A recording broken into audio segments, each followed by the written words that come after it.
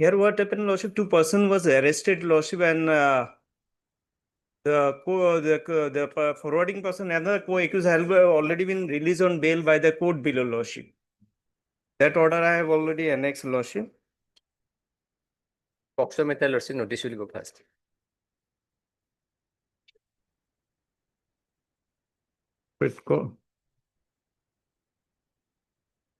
Stated that charge sheet has already been submitted.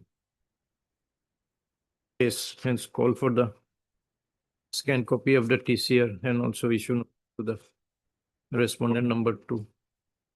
Now it says special POCSO 10/2026 pending before the special judge Bilashi Pada, Lordship. 8, Lordship.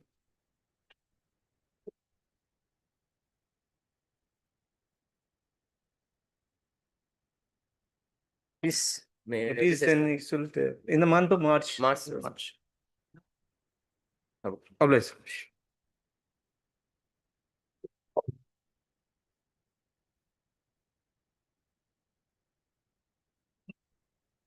My lord, I'm for the respondent claimant, and if I'm not mistaken, earlier, my lord, there was an attempt to resolve it through mediation. So therefore, my lord, I don't think that there is any point again sending back. And it's a matter of 2016, a very meager amount has been, my lord, awarded by the learned MSCT, only amount of 2 lakhs, my lord. And since 2016, my lord, this matter is, my lord, is going on. So, my lord, I pray the trial court records, my lord, is available. Lordship may fix it after 7 days or 10 days for hearing, my lord. And the claimant, my lord, is also, my lord, suffering from some financial, my lord, hardship.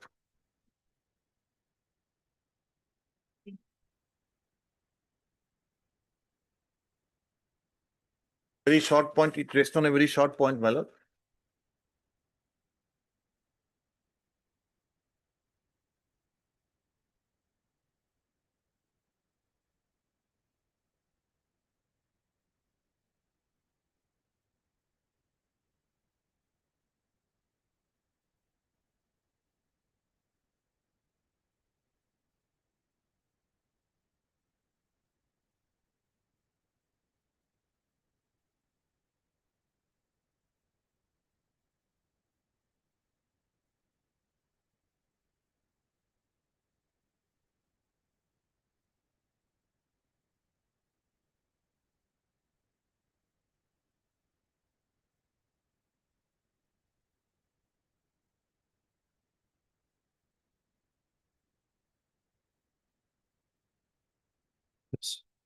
It is submitted on behalf of the respondent that earlier attempt at settlement had failed, and hence there is no purpose in sending the matter for mediation.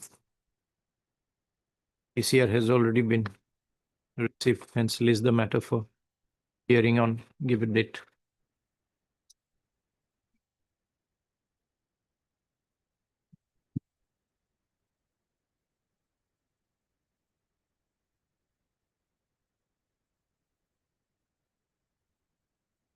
Not a fit case for the mediation, Lordship. It may be. Right, my alert cross objection is also there. That is why my alert may be fixed, my alert for hearing. It is submitted on behalf of both parties that the matter is not fit for mediation. List the matter for hearing. Alert in the middle of March, my alert, some date may be given. 3rd of March. 19. I'm appearing on behalf of reference number 2.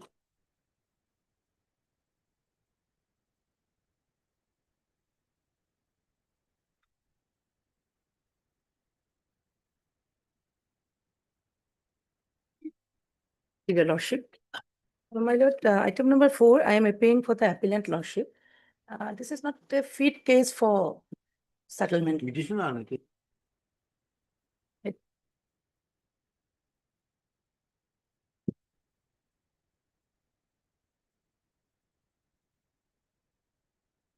appeal and cross appeal pending. 5 to me. Appeal and cross appeal are there. Item number 5, Lordship. That's in item number 5, my lord. And there's a continuation of delay, it's a 2020 matter, my lord, they are enjoying a stay order. So I pray, my lord, let it be taken up in the next week, my lord, for the continuation of delay Yes, application. Lordship, date will be fixed. Let it be fixed. So, Learned counsel for both parties submit that the matter is not fit for mediation. Is also submitted that an application for condonation of delay is pending. In item number 5, Lord. item number 5. Otherwise, the item number 4 is ready for hearing. In the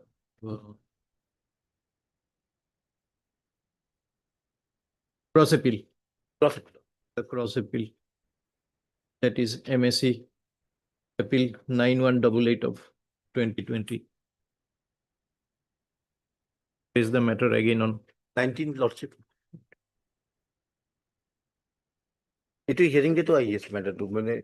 Is it 2020 matter? 2020 there is enjoying So, a stay. hearing on condonation, Lord. Hearing on condonation, yes, but They come up for. No, if order. it is a Yes. hearing on condonation, it can Yes. come on a miscellaneous day. 2020. Lies, Lord. I'm applied. Like both.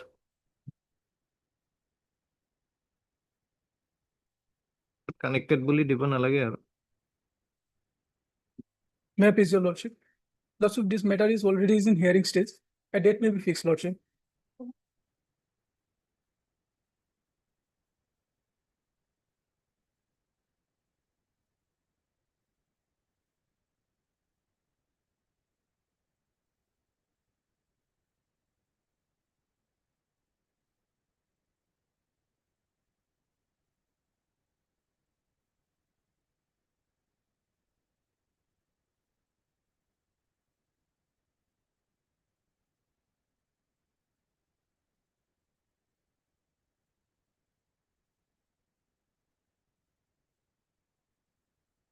Are all the respondents served?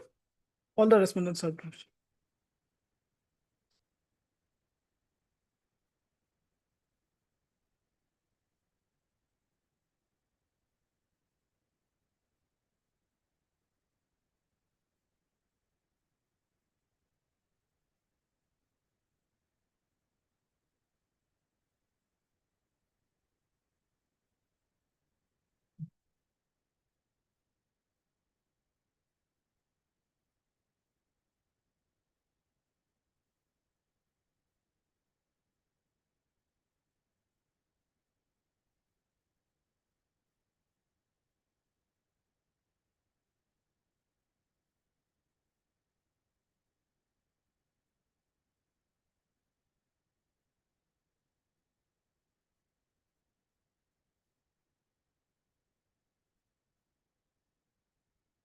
Respondent number 1 does not appear to be served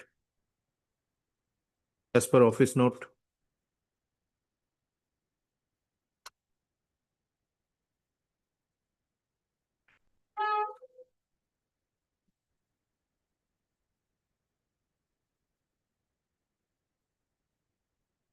As per office note dated 2/12/24,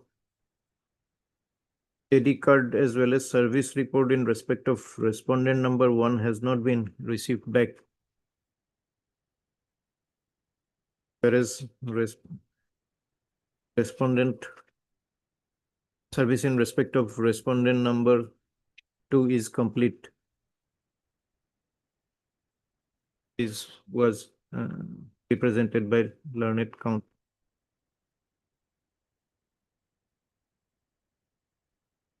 Earlier occasion.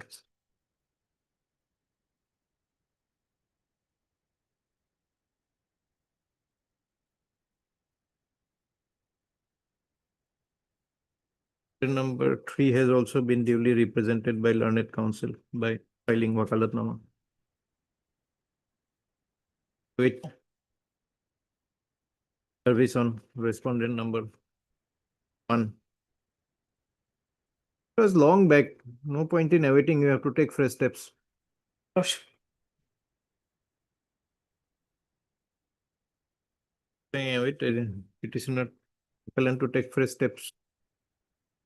Service of notice. 1 by speed post AD within 3 days. Again. For expression.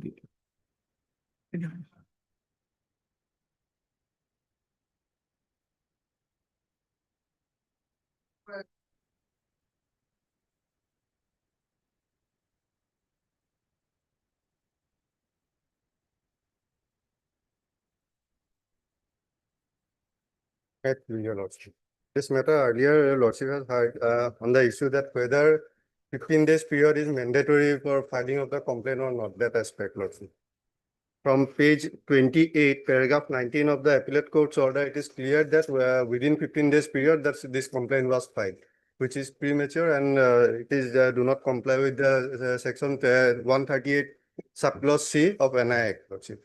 And therefore, there was no cause of action at the time of filing of the complaint. Page, which part of the judgment has, Page has been 28, dealt with? paragraph 19. Page? When I am not going to that aspect that section to draw presumption that 30 days period is required, that I am not arguing, that it is appellate court held that normally 7 days time required. Even if we accept that 7 days time is required, then also 15 days time was not granted. Demand notice was issued on 25/9/2018.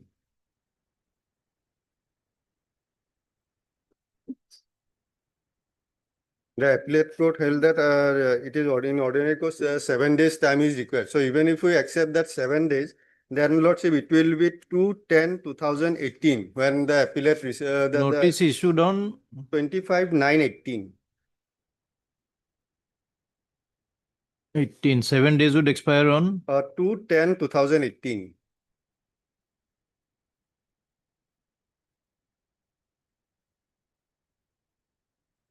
and filed on Cause of action will arise after 15 days, that is lordship on 17/10 after 17/10/2018. And in the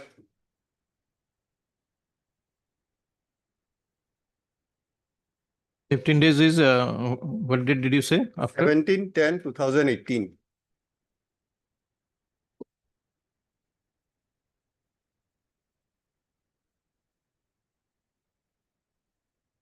Only after 17/10/2018 cause of action will arise. But in the present case, the complaint was filed on 11/10/2018.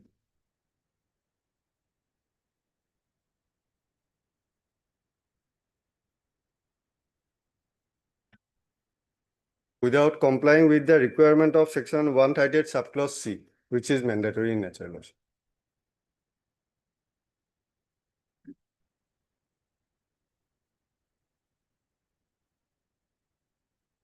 If all the three subclauses, conditions of 138 are fulfilled, then only lordship complaint is maintainable. But in the present case, subclause C is not complied with.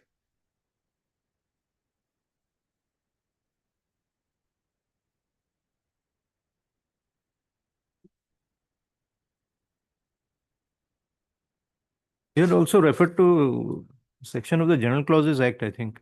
Yes, section 27 has been referred, but section 27 to draw presumption under section, the 30 days period has to expire. So I am not going to stay 30 days. I am confined myself on 7 days also.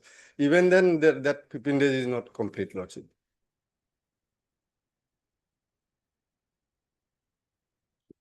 In this regard, lordship may kindly refer to the one judgment, lordship. I could not collect the copy. I will hand it over, lordship. That 2008-13 SCC 689, lordship.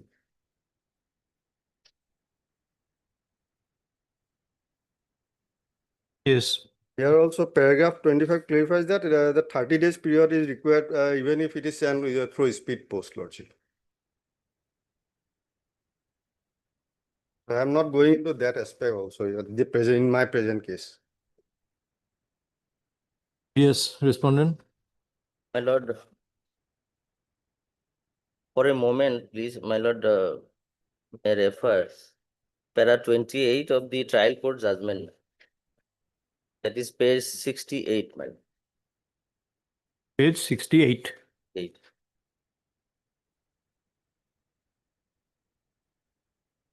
Para 28.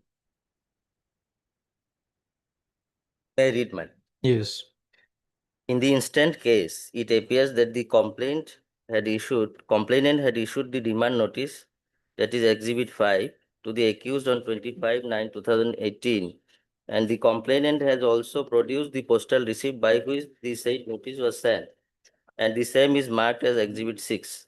Further, the accused during his statement of defense under section 313 CRPC admitted that he had received the demand notice sent by the complainant. Thus, the demand notice was duly served upon the accused, as the accused himself has admitted the same in his under section 313 CRPC statement. Thereafter, the complainant filed this instant case on 12/10/2018, that is after 16 of issuance of demand notice. Although it appears that the complainant has not mentioned in his complaint petition the date of receipt of the demand notice by the accused person, but the accused himself has admitted in his defense statement under section 313 CRPC that he had received the demand notice. But even after receiving the demand notice, the accused neither replied to demand notice nor paid the said amount to the complainant. Further, it appears that although the complainant had filed this instant case on 12/10/2018, but the cognizance of offense under section 138 of NI Act was taken against the accused person on 7/12/2018. Thus, it appears that the accused person had ample time and opportunity to reply the demand notice of the complainant or pay the said amount, but the accused did not take any steps regarding this. Thus, I am of the opinion that the plea put forward by the defense does not contain sufficient force in that. My lord, suppose the complainant had sent the notice on 25/9/2018, and immediately after 2 days, my lord, he received the notice, my lord. Neither the complainant nor the accused, my lord, stated when the notice was served or when he received the notice, my lord. Supposing, my lord, after 2 days he has received the demand notice, my lord, then I have uh, uh, the complaint has filed within time, my lord, within 15 days of time, my lord. And the presumption they have not rebutted, my lord, at all, my lord, during the trial, my lord. No, we are no, we have to get to the presumption. We are first to comply with the conditions.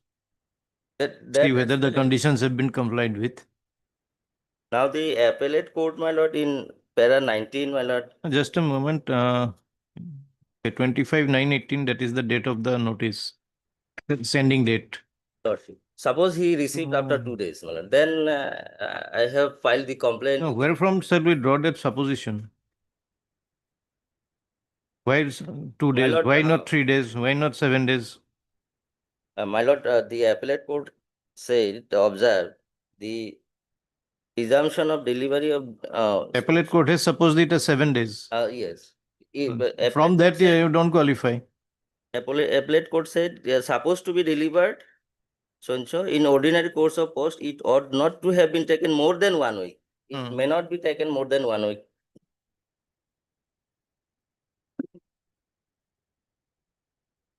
Not more than 1 week. That means, my lord, it may be served within 1, 2, or 3 days, my lord. And that is for you to show that you have filed it within 15 days of receiving the complaint. So that date is to be established by you.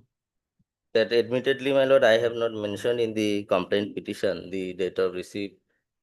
And the complainant also not said that when he had received the notice. He can keep mum.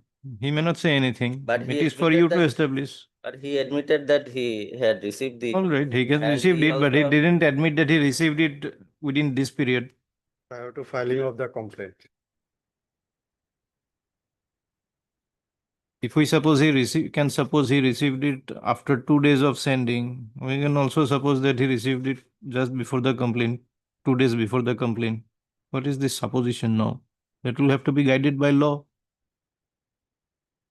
Lordship is on that point, my lord. I'll rely on one judgment of Honorable Supreme Court, my lord. The event of premature complaint filed by the complainant, my lord. He has some remedy, my lord. The apex court has granted liberty to the complainant to file a fresh complaint in a time prescribed, my lord, by condoning the delay of 30 days, my lord.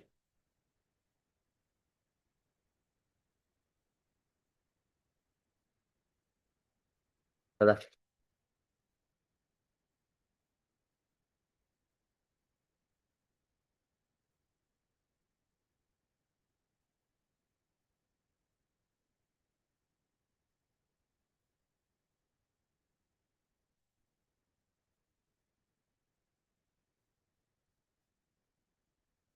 আজকে রেজেন্ট প্রতাপ আসলেন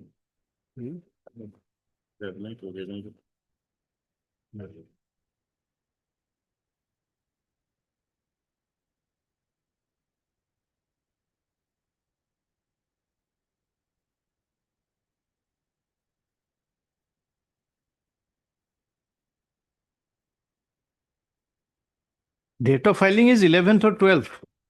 From complaint lordship, I have checked it now, it is 12/10/2018.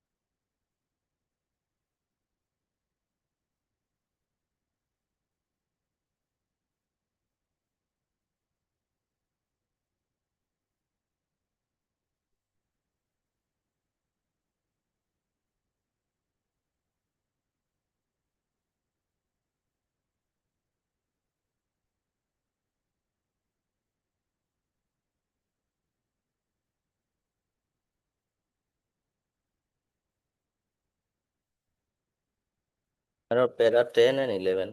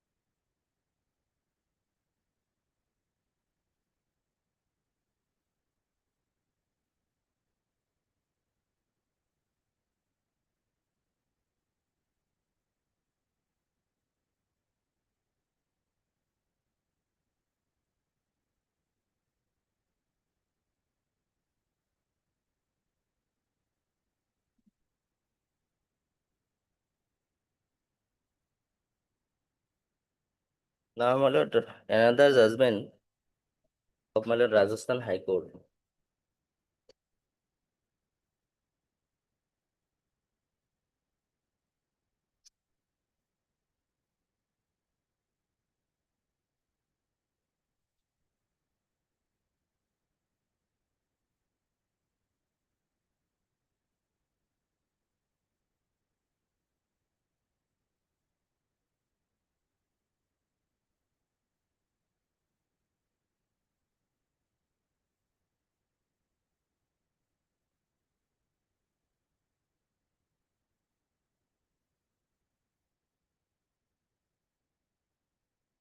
Herein, my lord, the Honorable Rajasthan High Court relied on the Yagendra Pratap Singh and Gajanand, my lord.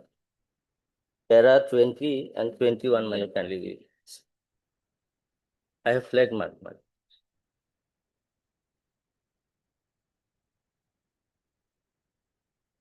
So this follows the Supreme Court judgment. Lordship. So, my lord, the complainant may not be remediless, my lord, and the accused, my lord, cannot be allowed to escape from his prosecution, my lord. That is the case, my lord. I may be allowed to file a fresh complaint, my lord.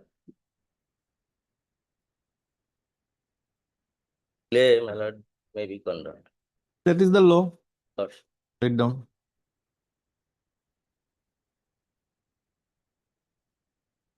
Criminal Revision 388 of 25. Had learned counsel for the petitioner and learned counsel for the respondent. State of Assam is also a party. Formal part.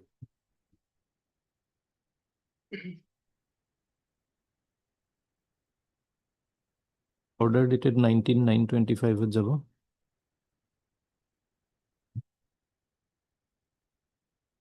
Paragraph 2.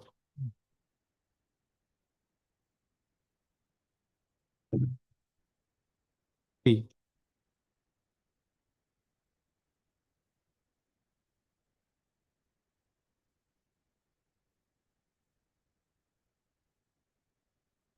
Four.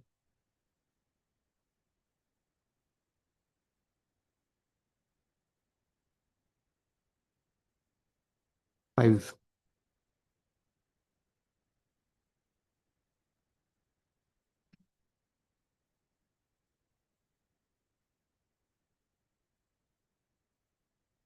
On the other hand, learned counsel for the respondent has submitted that even if the complaint is taken to be prematurely filed, the complainant cannot be led remediless and would be entitled to file a second complaint. In this regard, counsel for the respondent has referred to the decision of the Honorable Supreme Court in not reported Not reported, my lord. Criminal Appeal number 1229 of 2022.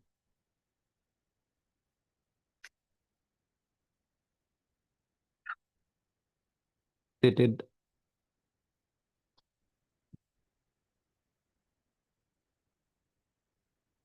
12/8/2022. Bracket Gajanand Burange versus Lakshmi Chand Goyal,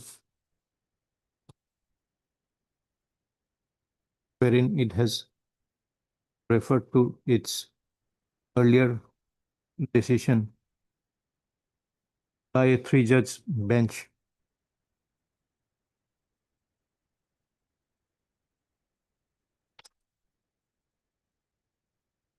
in Yogendra Pratap Singh versus Savitri Pandey and another 2014-10 SCC 713, paragraph 5 of proposition. And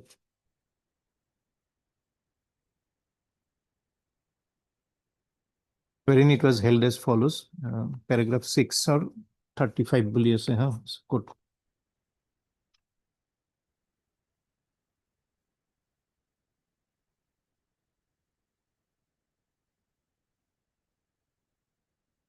It was further held in the aforesaid decision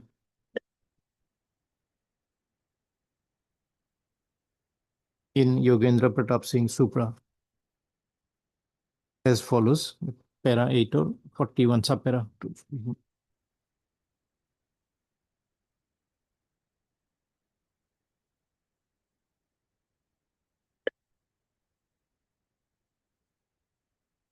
Para, after referring to the aforesaid decision, the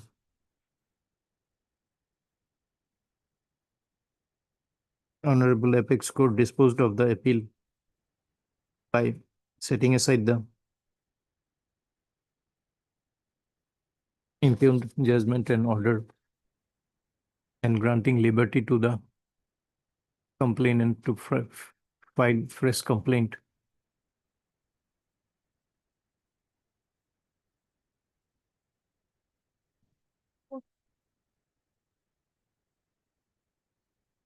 With liberty to the complainant to seek the benefit of the proviso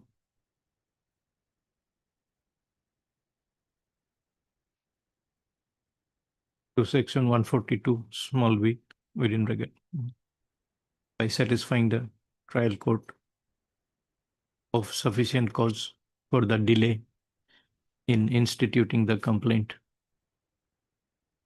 And in view of the above, the present complaint is present revision is disposed of.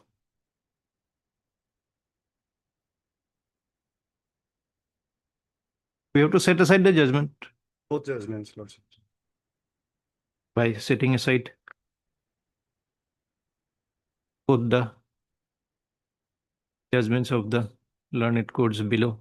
That is, the judgment pabo trial court or judgment dated so and so in case number so and so appellate court or judgment pabo.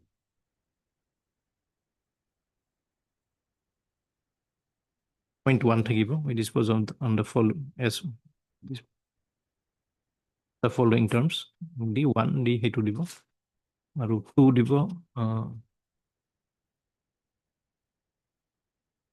judgment যেটো refer কৰিছো তাত 2 এইটো এটা tick মাৰি দিছো last page 5 peda 2 judgment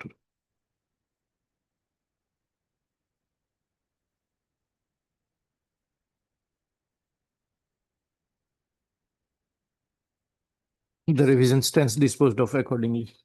The Rajasthan High Court judgment, my lord, delay has been condoned by the High Court, my lord. We'll follow the Supreme Court. The High Court also relied on those judgments which I have relied. That is their interpretation.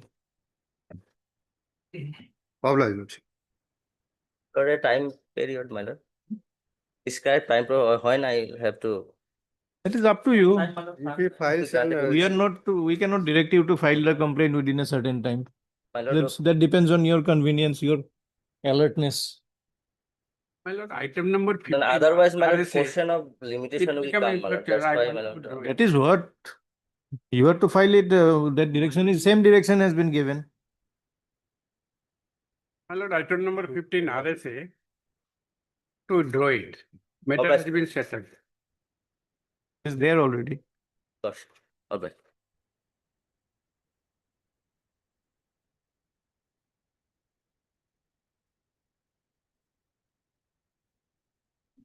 Yes. My lord, item number 15 RSA. This matter has been settled between the parties. I may be allowed to draw it. All right. The prayer of Mr. S.P. Roy Learned Counsel for the petitioner is dismissed as withdrawn. All right.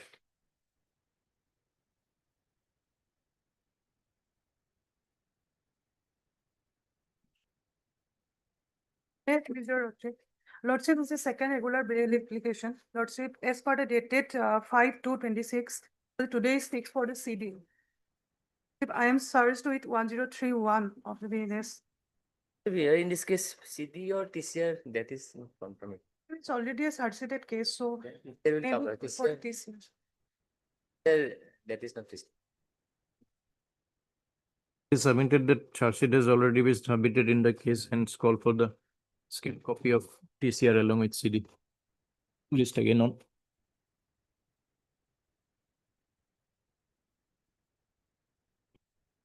Lordship,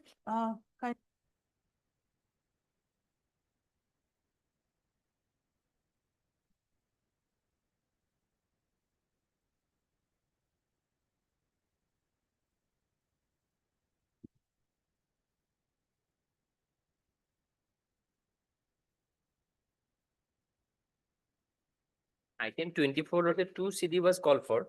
One CD we have received, another we did not, we have not received. Which you have received? The present affair they have. 283.25. Learned additional PP submits that the CD of the present case has been received, but the of Colasbury PS case number 283 of 25 yet to be received. 284.25 we have not received. 24 you have not received. Okay. have received. What was called for? If there is a cross FIR, that is why it was called.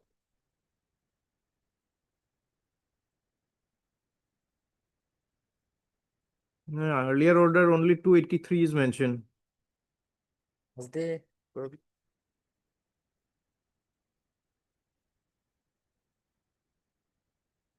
Yesterday it was the And call for the case diary of Polasbury PS case number 284 of 2025. List again on on 20, 22, 25. February.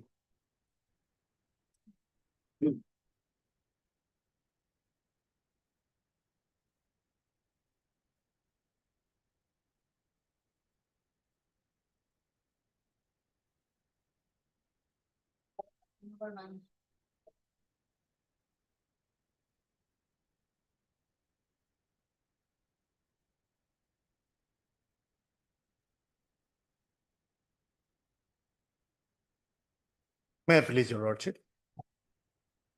It is a delay condemnation petition, my lord, for condemnation of delay of 503 days, my lord, in filing the connected application under Order 9 Rule 4, my lord.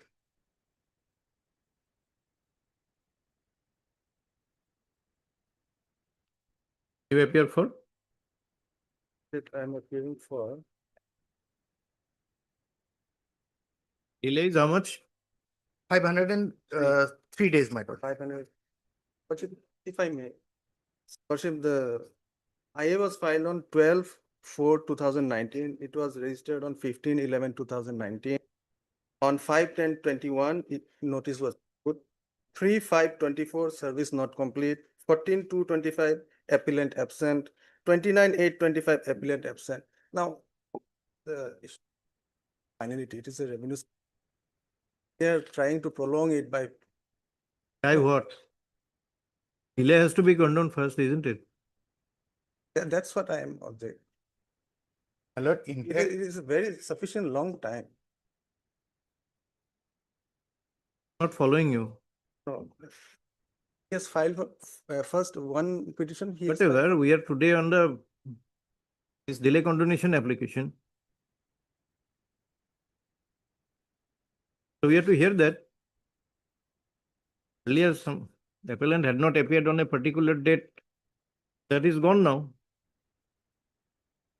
Case was not dismissed for default, was it?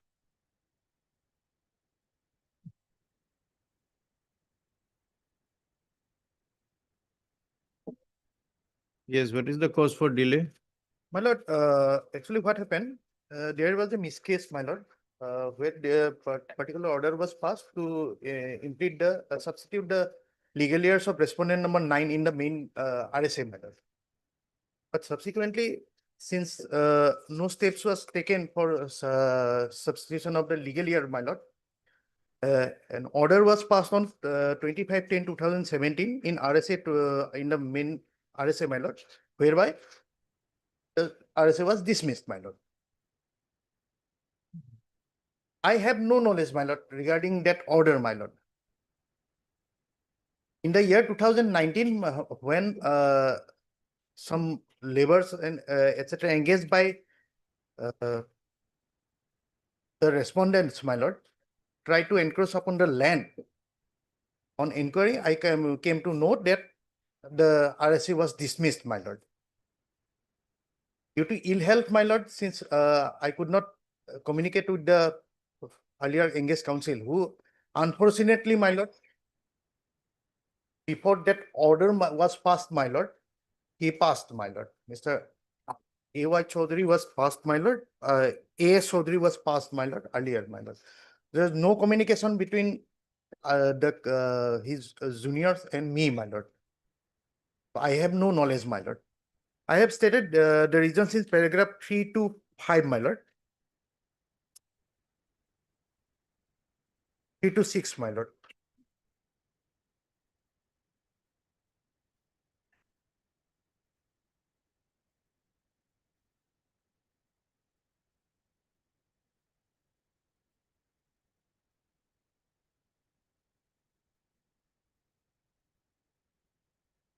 I have no knowledge regarding the order, my lord. That's why this delay was there, my lord.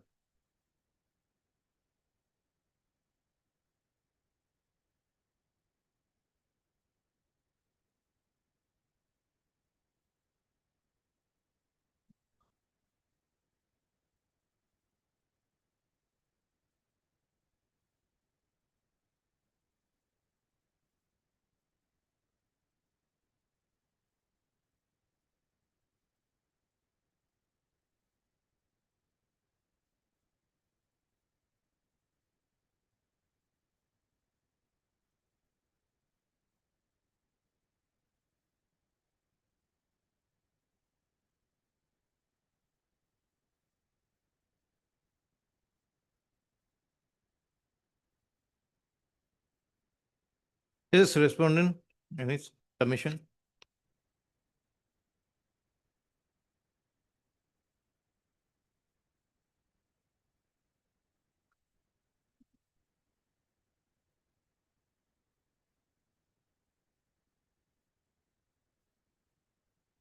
The matter has reached its finality in the.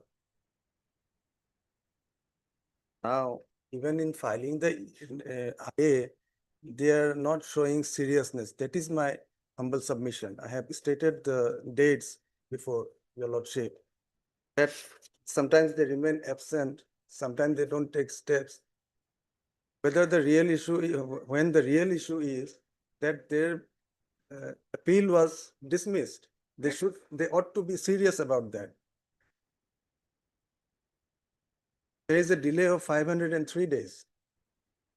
And what they mentioned in paragraph 9 of the IA, that the petitioner appellant begs to state that he has no knowledge of the dismissal of the regular second appeal number 228/2005. Hence, there was no occasion to file present restoration petition earlier.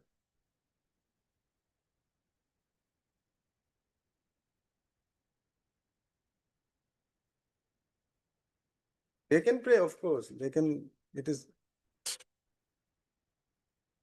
Third learner, I. 3680 of 19. Third learned counsel for the applicant. List. Counsel for the respondent.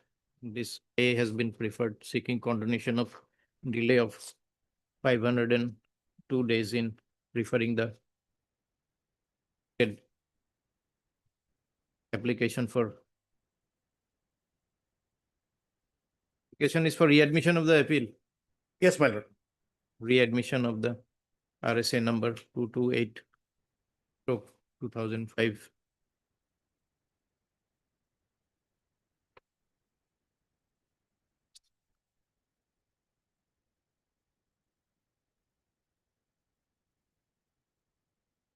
Is the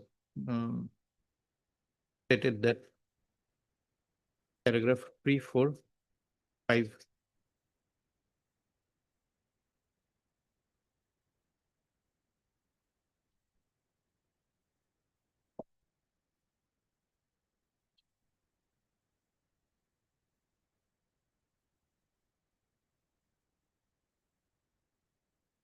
Subsequently, after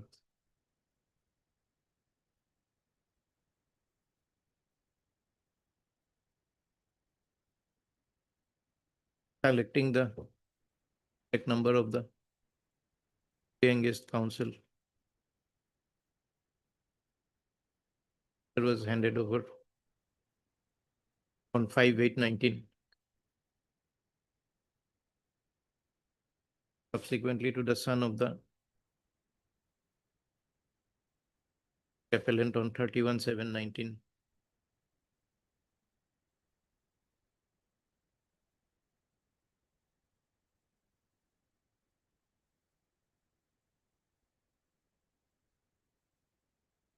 The legal heirs of the deceased appellant were already substituted. Application under Order 9, Rule 4, read with Section 151 CPC, filed for setting aside the order dated 5/10/17.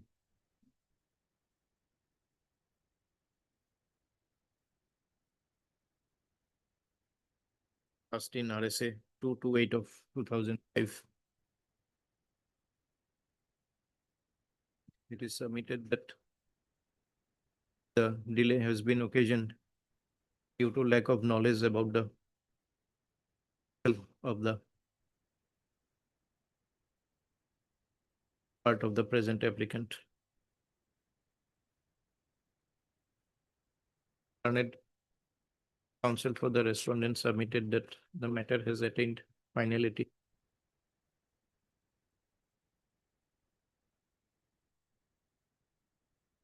The same may not be reopened at this stage.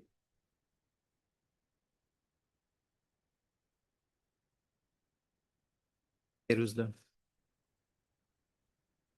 ground stated by the petitioner, applicant, appellant, and the view that the applicant was from approaching this court.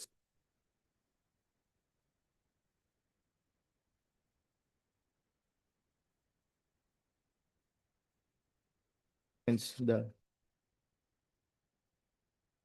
delay deserves to be condoned. Accordingly, the delay stands condoned. Which is the other IA regarding Lord, 3681, my lord. IA 3681. Learned counsel for the petition applicant, appellant, and for the respondent. This IA has been preferred for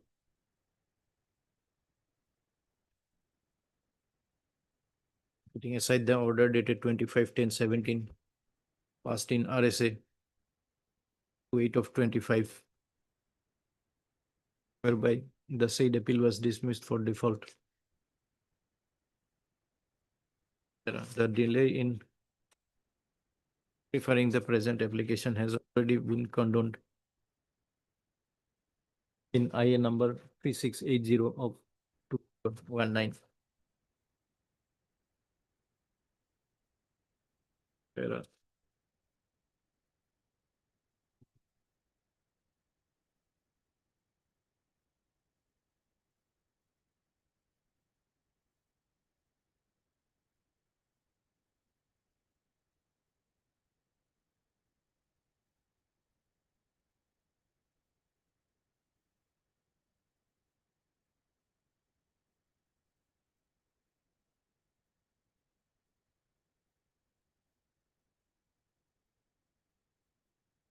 Said appeal was dismissed due to non-appearance of the counsel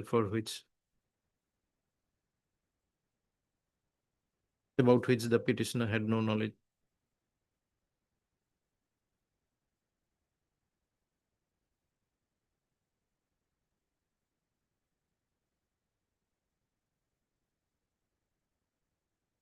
Regard to the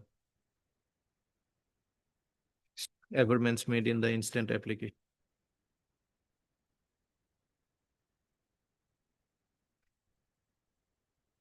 Dated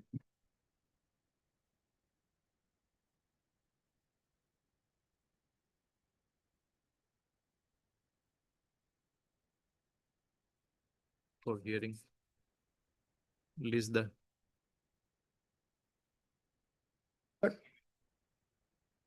Yeah, submit, my lord. My lord, back to the instruction obtained by my learned friend. Matter between family, my lord. If they could settle the matter, if there is any possibility from their end, my lord. right, we fix it for hearing if you say on that My date lord. that we are going to settle. My Right? lord.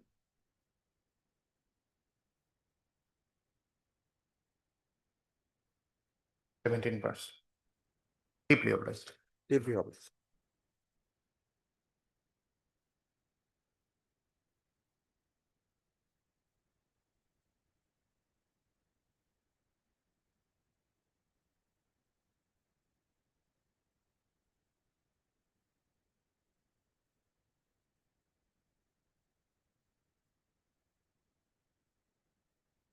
Please, your lordships.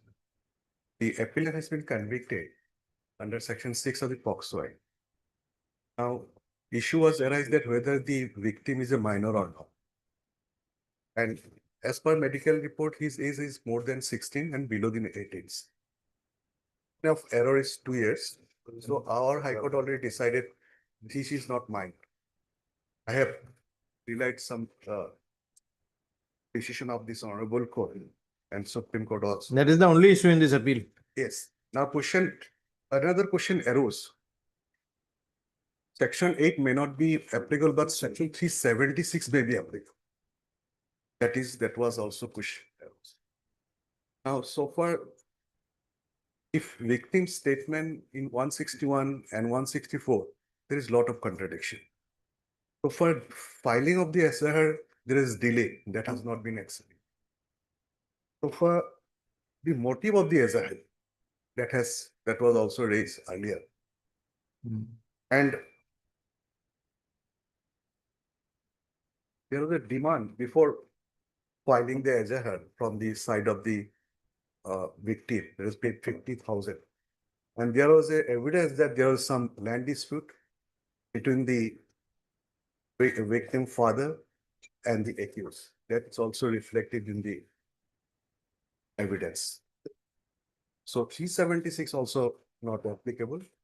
So far, section 6, it is not applicable. That was our submissions in last topic. And last occasion, Learned Publishers wanted to see the decision and verify the decisions of which I have submitted before your lordship. Then argument also.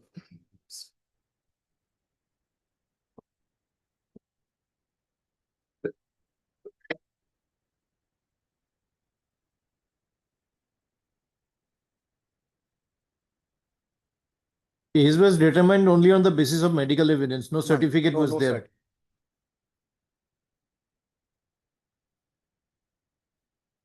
Determined as above 16 and below 18. Below 18.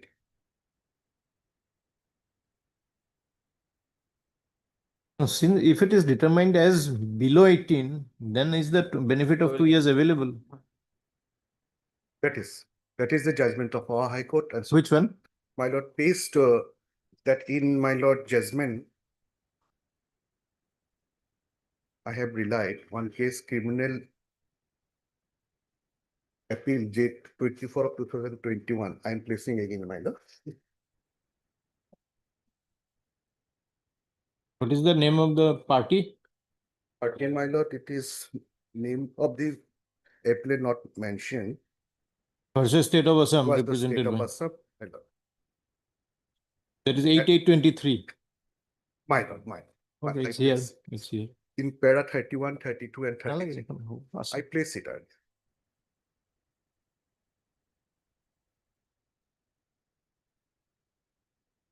Inducing acid.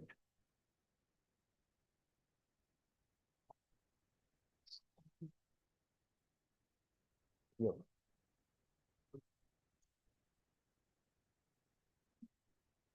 Yes.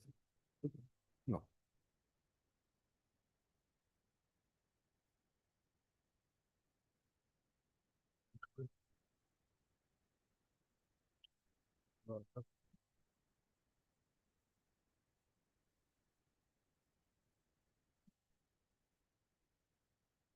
Again?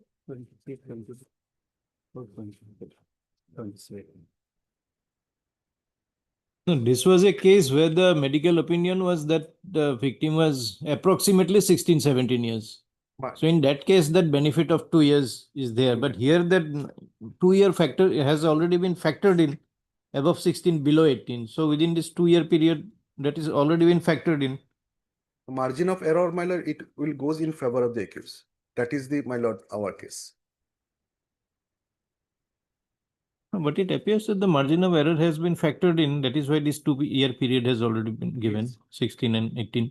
In another judgment of Supreme Court that relied, my lord, I have submitted, no, not our High Court, it's Utpal Devannath versus is Asim Devannath.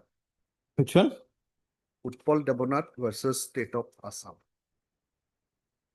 High Court Trustee, Yes. paragraph 26 and 27. They are also, my lord. This is of our High Court. Yes. Our High Court.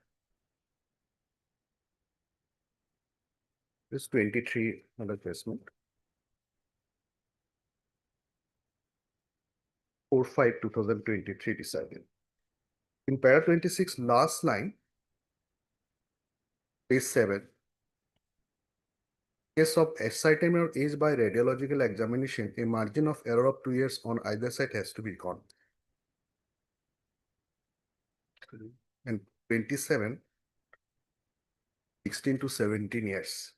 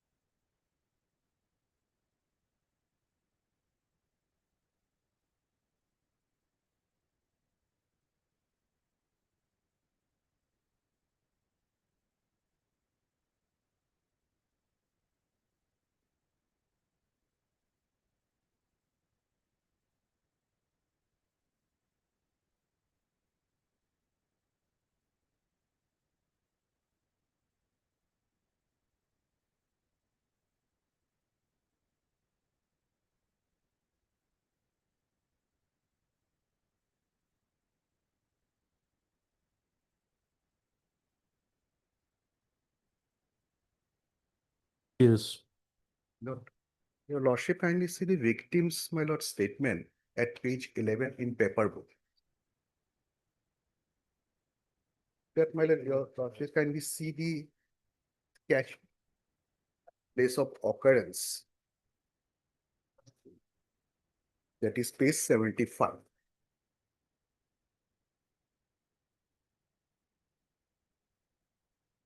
Page 75. Yes. A, place of occurrence, A, is bed with kitchen room of Fakhrul Islam, that is the accused. Only one room. A, nearby room, Anima Bibi, mother of Fakhrul Islam. C, bed of Fakhruddin, adjacent uncle. Bed of Rahmat Ali, adjacent room in the. So Allah's offense was committed in one room. On this, now your lordship kindly see the statement of the victim, that is page 11.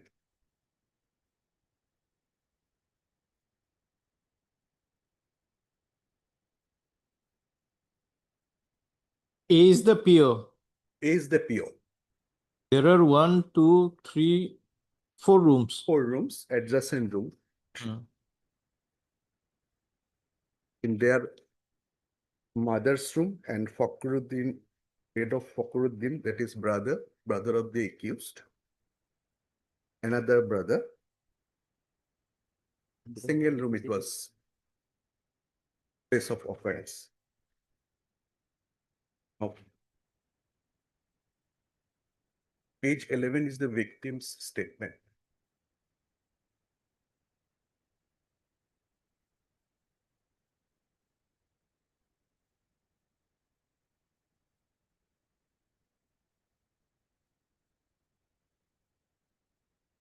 Real number 3. While I was with aunt, that means aunt was present at the place of occurrence. He made me sleep in a separate room. Really contradictory. At night, while I asked my aunt to accompany me to attend nature's cause, she asked me to take my uncle, that is the accused, along with me to attend the nature's cause. After attending at nature's call, I went to sleep, and while I was sleeping, my uncle came and gagged me mouth and forcefully undressed and dressed.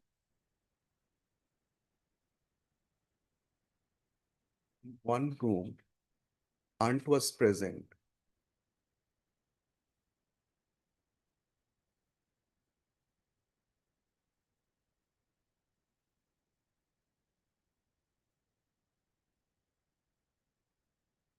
Yes. 164 statement, Your Lordship, kindly see page 61.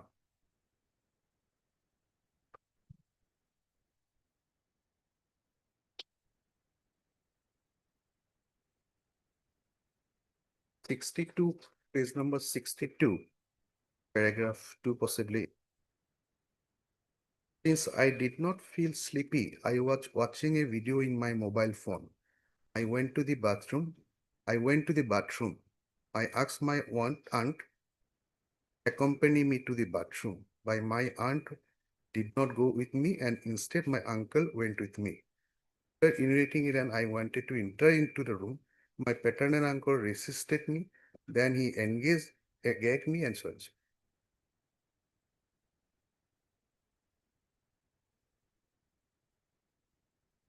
Particular room, aunt was present.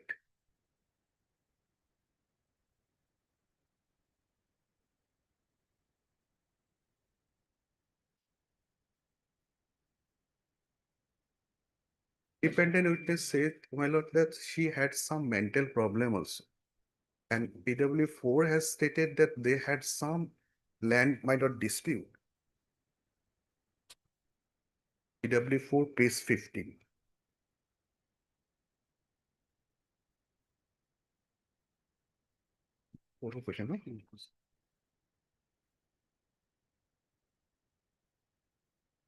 In cross part, page 16 and 17.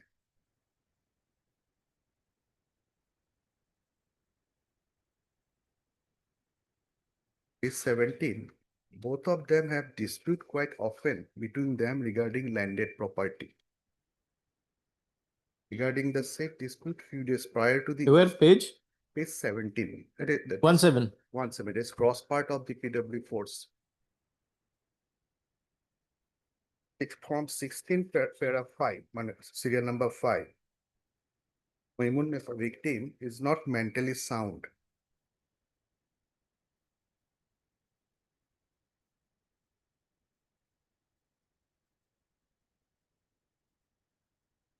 And she speak meaningless and has no conformity in her actions.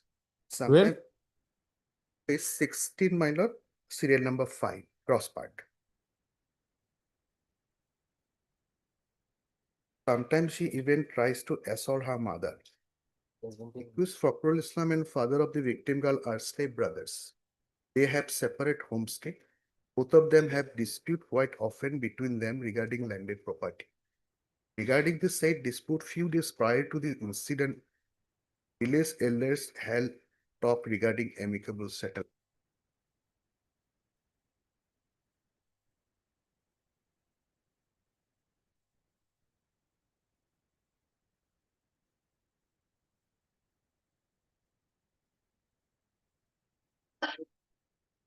Statement of the PW5, father of the victim, that is at page 18. Cross part, my lord, 19. Serial number 19, serial number 5. There is no 19 fathers. My lord, father. Page 19 is the cross part. Serial Page? 19, 19. Yes. Serial number 5, Yes, five. before the lodgement of the affair, my wife asked President Bappa to get rupees 50,000 from the accused. This is the motive, my lord. When the said amount was not given, thereafter rupees 10,000 was asked. And then the accused failed to pay any amount. Then President Bappa instructed for institution affair. The motive to filing affair. Oh, this may be interpreted in another manner also because the incident happened. That's why she could ask for Yes, 50,000. that can be. That I'm not. Ultimately, my lord.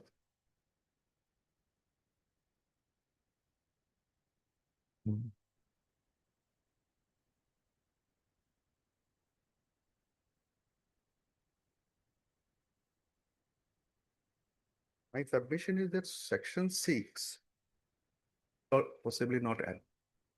For RAP is concerned, there is no element of RAP. The affair was filed lately. Of course, there will not be any medical evidence of RAP or examination of. On 26 to 2018, affair incident was alleged incident took place. On 5/3/2018, the SR was filed.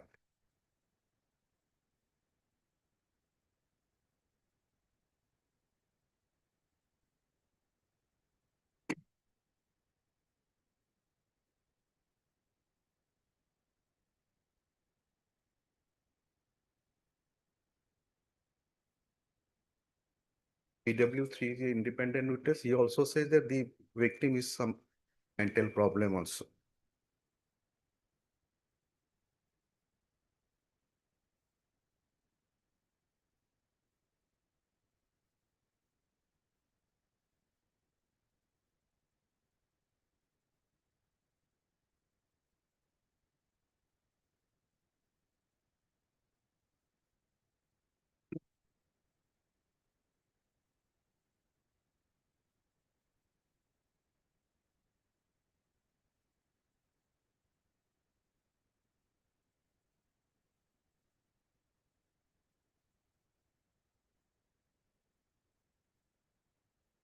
Yes. Yes. Applies.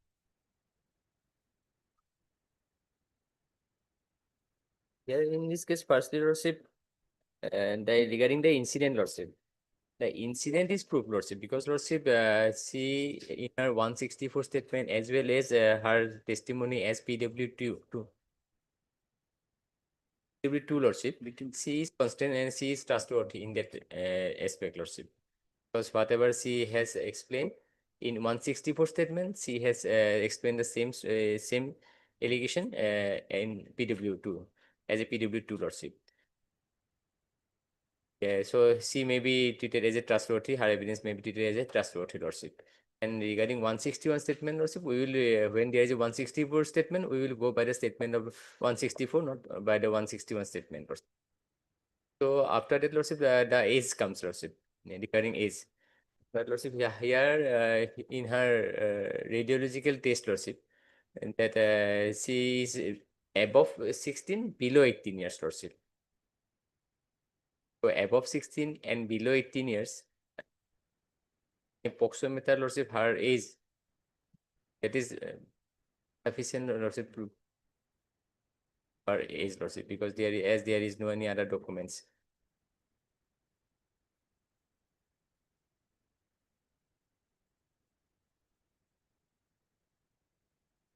And apart from that, lordship, the witnesses who has deposed that she is mentally ill, mentally, that they have been declared as hostile. So,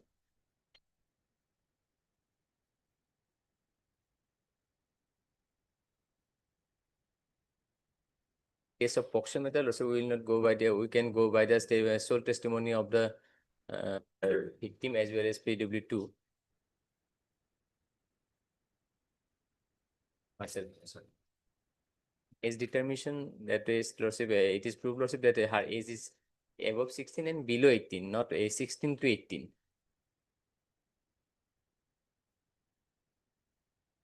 Medical evidences determine her age minor.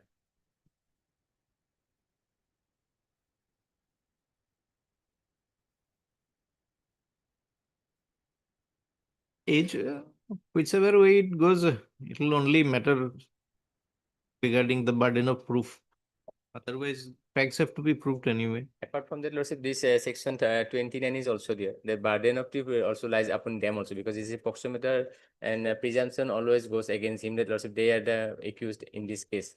So they have to prove the entire thing, but they did not do anything.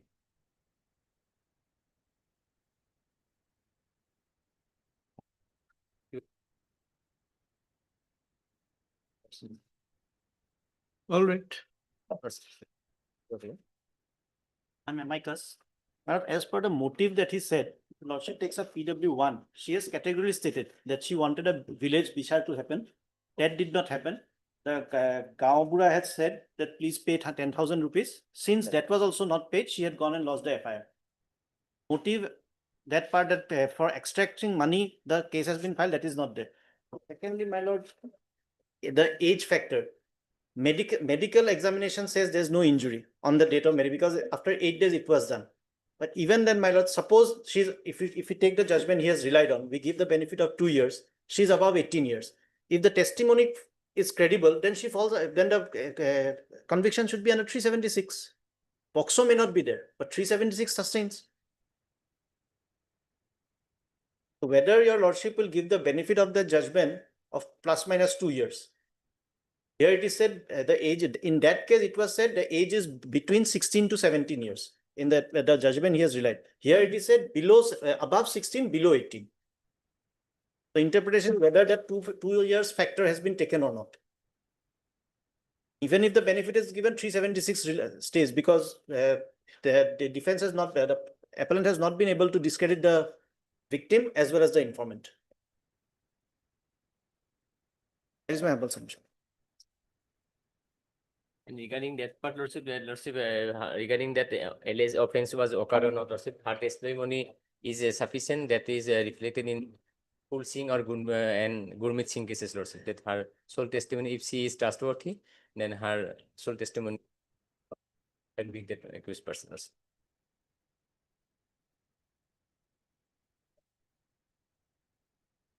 That much.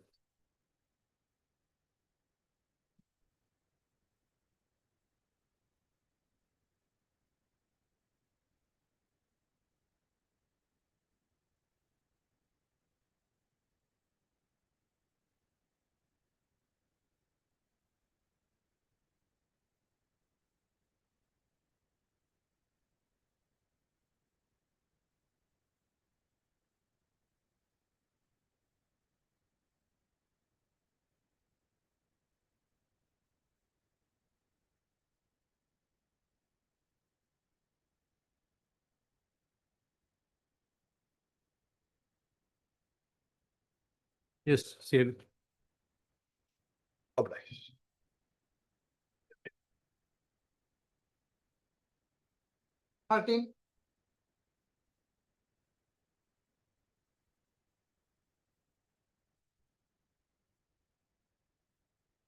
May it please your lordship. The petitioner is convicted under section 20B to C of the NDPS Act, lordship, and sentenced into suffer period of 10 years, lordship. And petitioner have been in judicial custody for almost 4 years, 10 months, 7 months.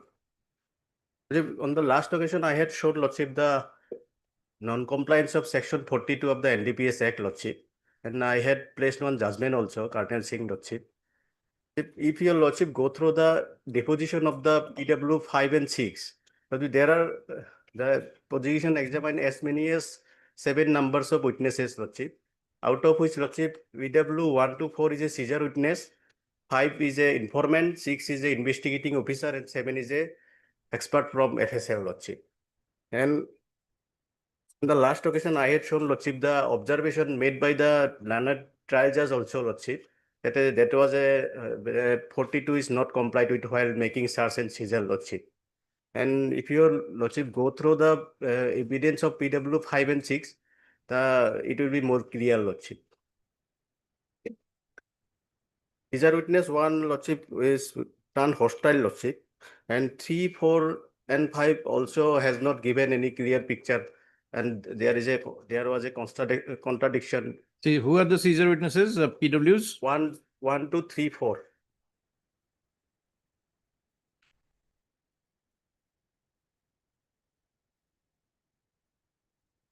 One declared hostile, lordship, and that subsequently he was cross-examined, but he said the same thing, lordship. Vasudev Sarkar is PW 1.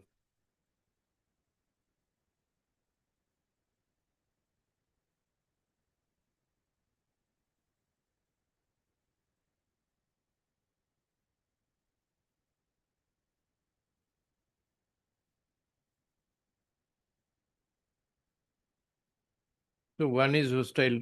One is hostile. Two, 2, 3 and 4 are also the neighboring witnesses, Lordship. They were called at the time of making search and seizure, but their evidence also contradictory, Lordship. Someone said, Lordship, it was recovered from the house of the petitioner. Someone said it was recovered from the front door of the petitioner. Someone said, Lordship, contraband was seized from the shop of the petition of the appellant, Lordship. And they asked to sign on the seizure list without knowing what was written in the said seizure list. Lordship. Their deposition is also to that line also.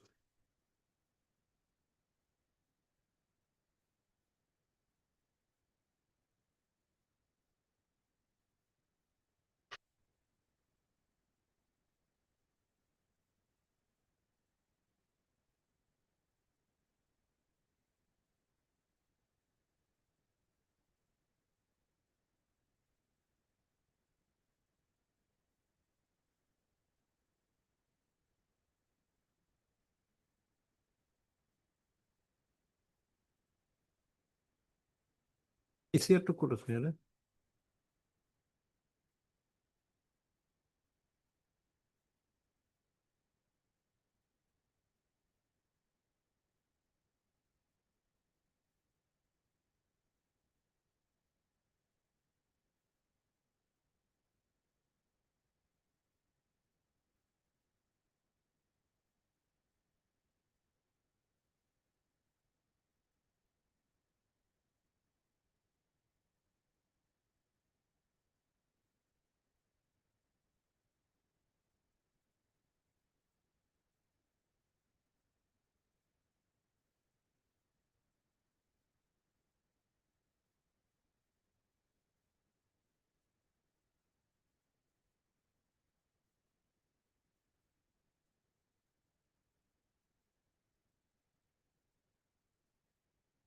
Yeah, PW2, I think he has stood firm. You could not specifically depose that the ganja was weighed inside his shop.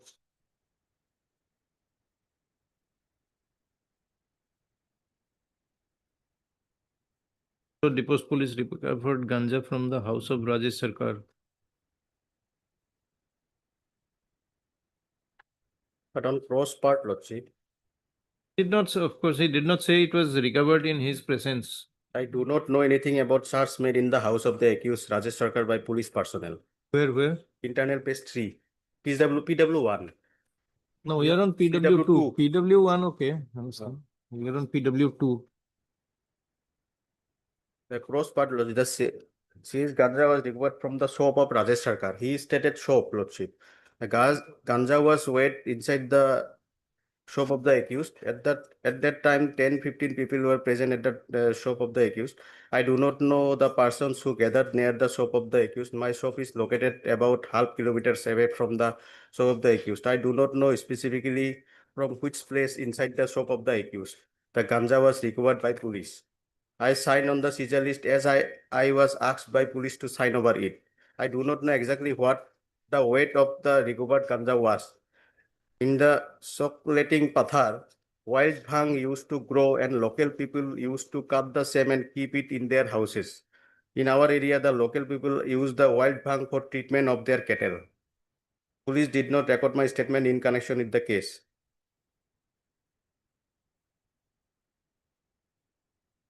So he said, Lordship, it was recovered from the shop, Lordship.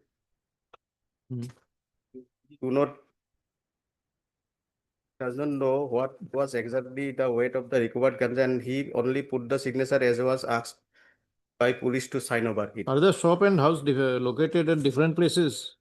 Lordship, some witness says, Lordship, PW3, where from the shop has come, Lordship?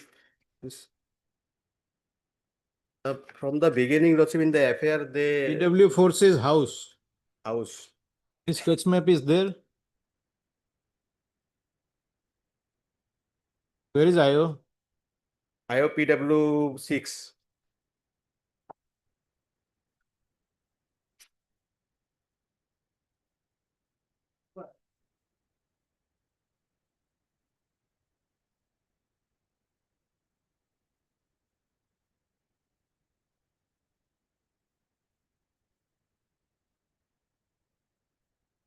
IO says contraband was found near the place of worship inside the house of appellant. He also says house. Only one person says shop. Shop.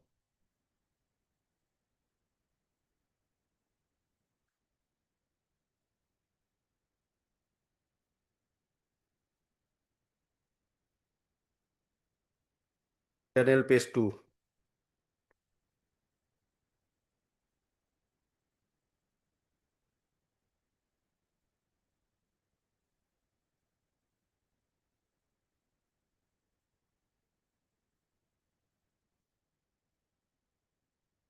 PW4 lordship will find lordship that some packets were in her house, in his house, and some packets were in the shops. Both they have mentioned. From the judgment I have got.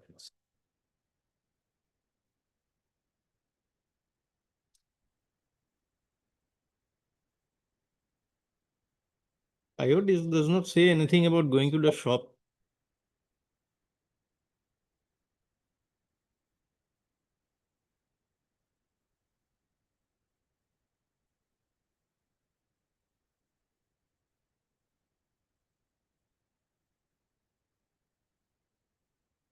Proceed to the residence of Rajesh Sarkar along with other police personnel as in charge of river. As operation, we found approximately 40 kgs of ganja in total from near the place of worship situated inside the house of Sri Rajesh Sarkar. Recovered ganja was thereafter packed in 6 different packets in presence of family members of Rajesh Sarkar, namely Akash Sarkar, Sonu Sarkar, and Shakuntala Sarkar. The recovery, Who is the seizing officer? seizing officer is a PW5 lordship. He's an informant also.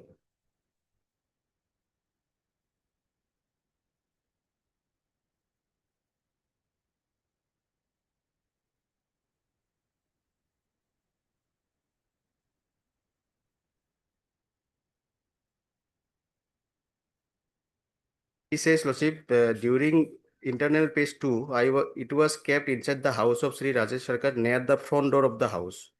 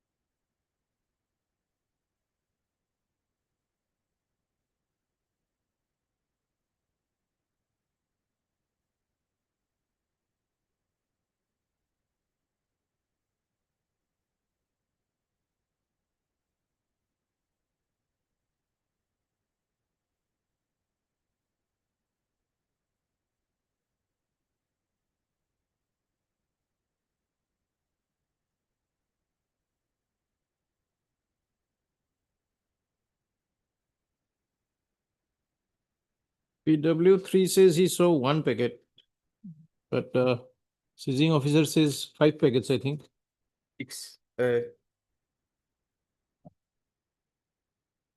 Officer says, Lordship, 5 separate sacks.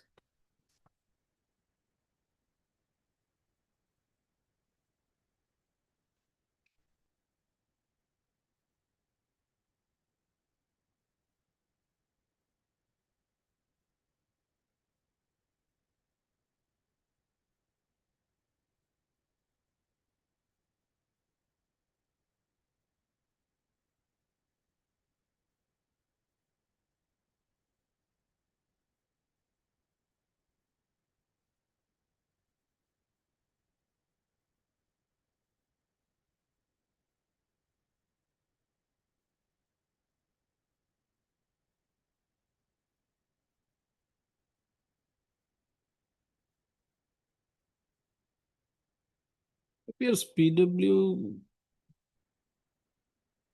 who also does not categorically say that it was recovered in his presence. He says weighing machine balance was seized from him. Yes, Lordship. After he came. Police recovered ganja from the house of Rajesh Sarkar and requisitioned weighing balance from me. Before that, he was not in the picture, it seems, at the time of recovery. Wet missing belongs to him, Lordship, by which the ganja was measured. This ganja was recovered from shop,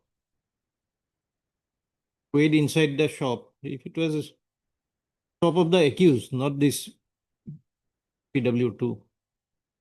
Some of the accused, Lordship. But It was recovered from his house. Why was it taken to his shop now? Nothing is there, no explanation in the evidence.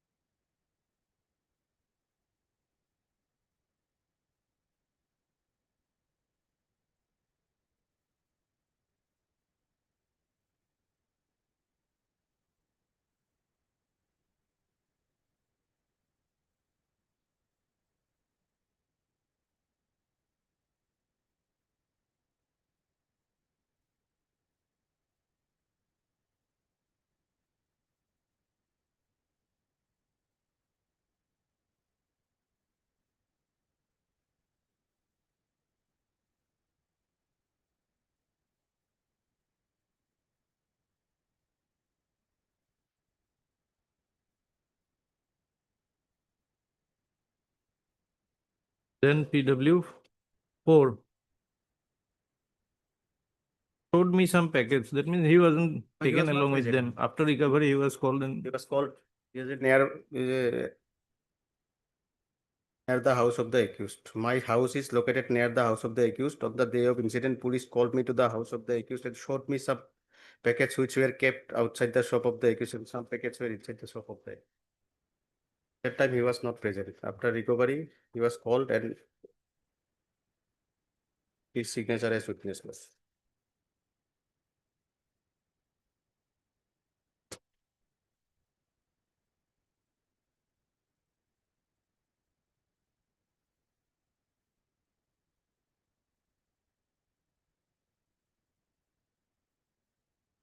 PW5 Lordship, he says Lordship, totally opposite to the PW6 Lordship.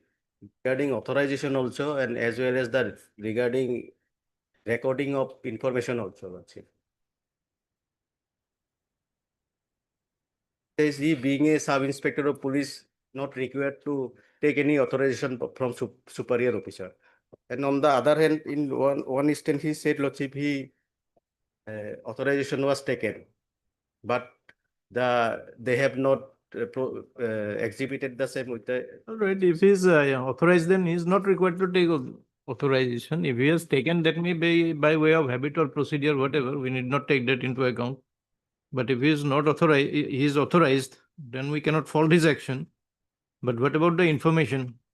Information, Lordship, on his part, Lordship, he said, Lordship, information was entered in GD&T, PW5.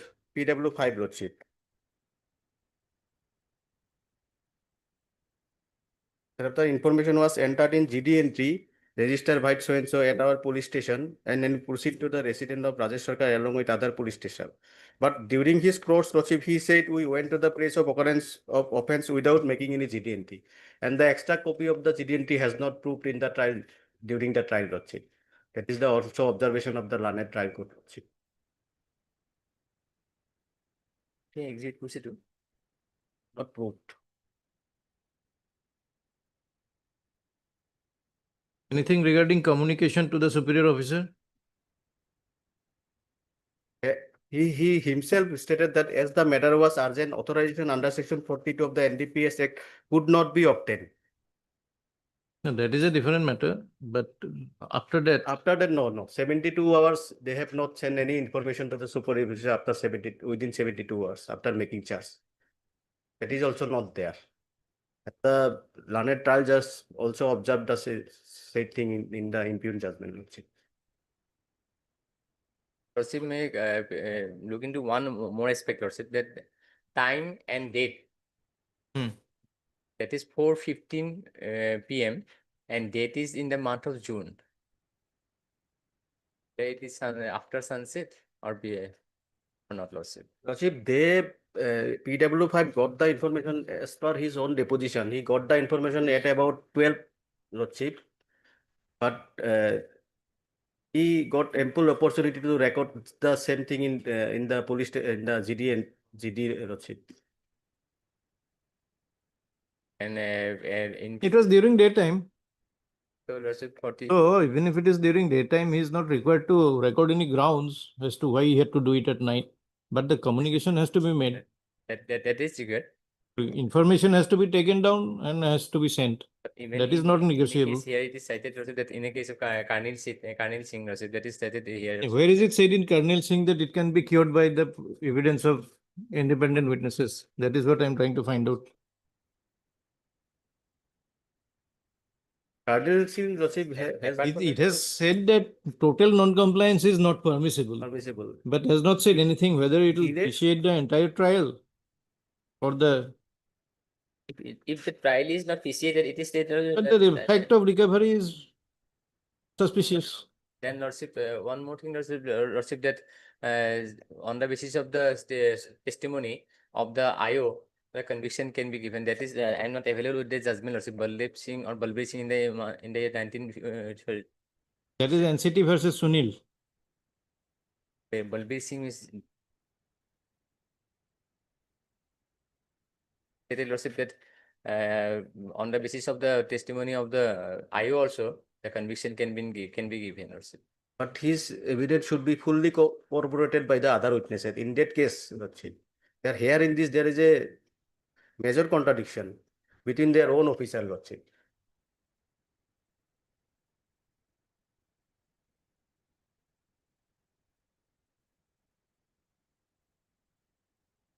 They, Lordship, try to fill up their lacuna during the Lordship evidence in the court, Lordship, but they, Lordship, contradict their previous statement, Lordship, in the chief, made in the chief, Lordship.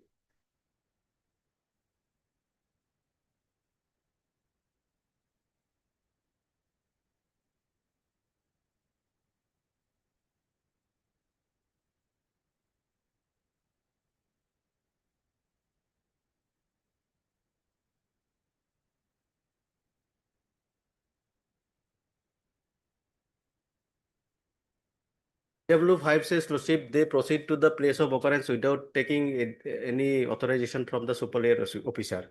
But PW6 says, Lordship, before proceeding to the house of Rajesh Sarkar, the information was given to superior officer, circle inspector of the police station, who authorized us to proceed to the place of occurrence in writing. I have not submitted authorization letter under section 42 of the NDPS Act along with the charge sheet, Lordship. He said he was given authorization in writing, Lordship. But on the other hand, the PW5 says they proceed to the place of order without taking authorization. They could not take authorization due to the matter was in a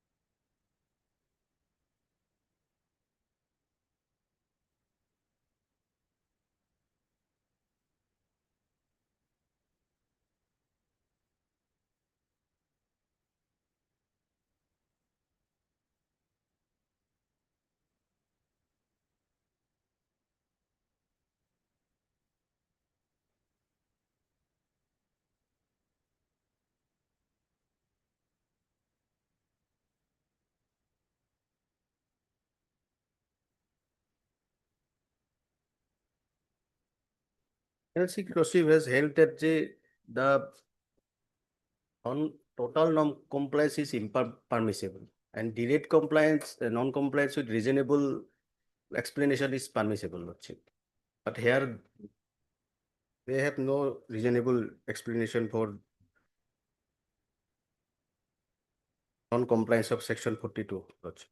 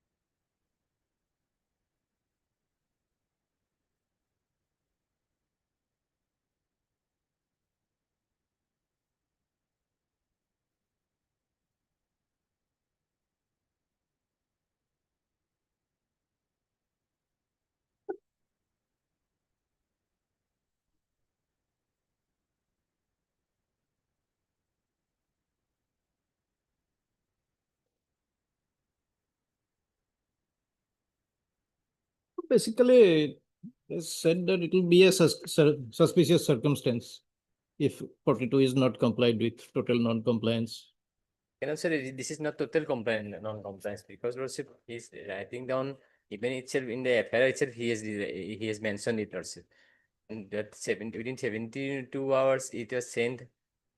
And then for that part lordship, there has to be prejudice. Whether they have prejudice, how they have prejudice, that part has to be come out.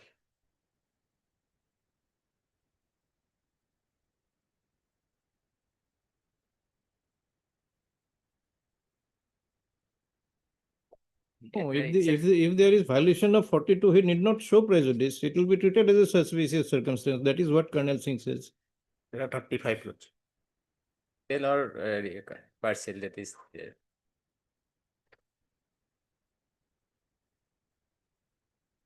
Registration is also there in You the, cannot bring Sri Darshan everywhere.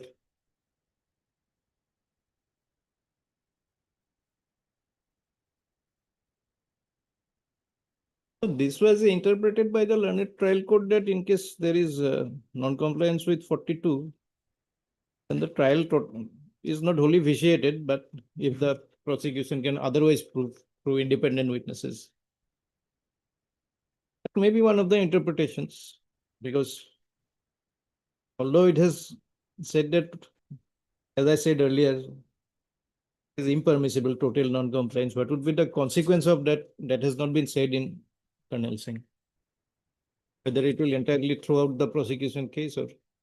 I have another But judge. since it was interpreting Abdul Rashid and Sajan Abraham's case, it was held that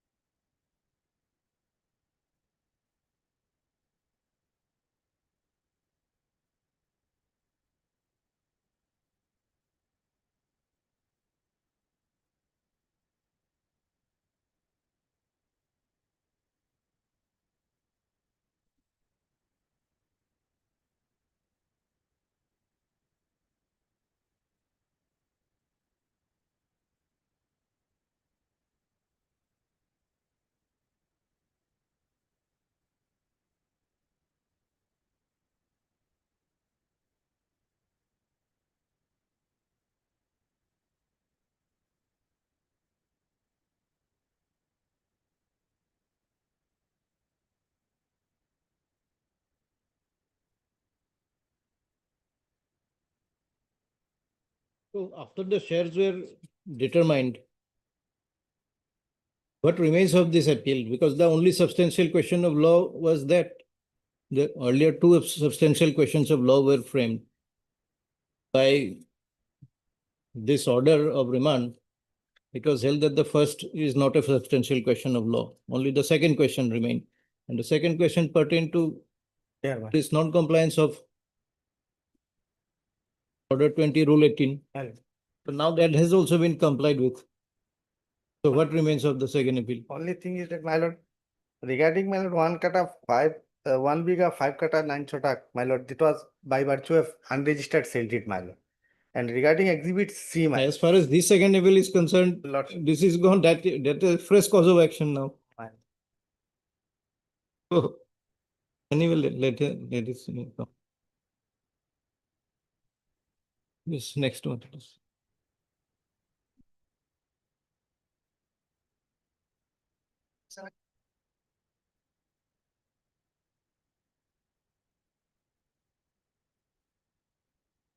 Pending. It please your lordship, my lord, item 17 and 18 both are connected matters. I am for the appellants therein. I have some difficulty in conducting the case today as I'm leaving for Imphal, my lord, Manipur High. Can it be taken up on 19th, my lord, 17. and 18? Both are RFAs. These are of 2007. But, in fact, if your lordship sees the last order, my lord, it was a part heard matter, my lord, no one appeared from their side, it was released, my lord. In fact, it has been listed at least on 18 occasions, my lord. The builder flat buyer dispute, my lord, flat has not been handed over for 20 years now. But my only prayer, my lord, if your lordship is considering that prayer for adjournment, your lordship will kindly observe that no further adjournments will be I granted. agree, man. On 19th, no further adjournment will be sought. It has agreed to by learned counsel for the parties, list the matter for hearing on February. Yes.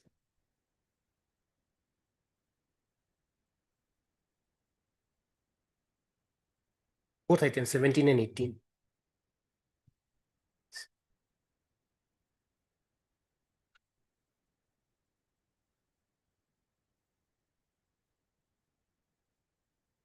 Kindly record that, my lord. It's a fine. It is submitted by learned counsel for the appellant that no adjournment shall be sought on that date. Obliged.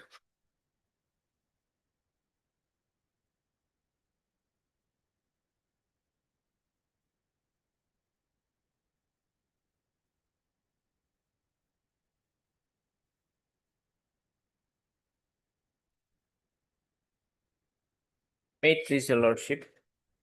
Lordship, this is an MSC appeal preferred by the insurance company. Your lordship, in this matter, the deceased was a It pedestrian. was sent for mediation, failed. Yes, your lordship. The deceased was a pedestrian, and while crossing the road, the offending vehicle, which was a tractor, it hit him, and as a result of which he suffered grievous injury and he was taken to a nearby hospital. But he succumbed to his injuries, your lordship. Now, your lordship, our contention is that there are two claimants. Respondent number 1, Srimati Urmila Das, and respondent number 2, Sri Garanga Das. Now, respondent number 1, Srimati Urmila Das, she is the sister of the deceased. And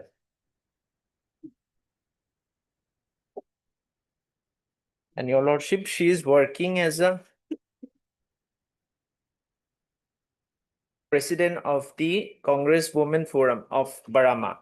And she has her own independent income. And so far as the respondent number 2 is concerned, Sri Garanga Das, he's a businessman, your lordship, and he has his own independent income. So, your lordship, they are not entitled to the loss of dependency of the award. However, your lordship, they are entitled to The conventional heads, that is the consortium amount and loss of state and funeral expenses. That is the main ground, Your Lordship.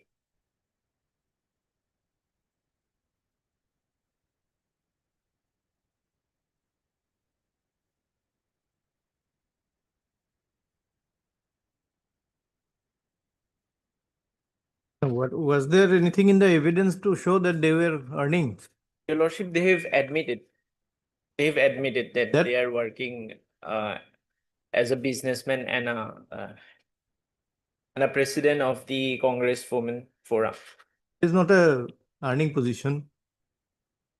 And also, Your Lordship, the learned tribunal also considered How many people were shown as dependents?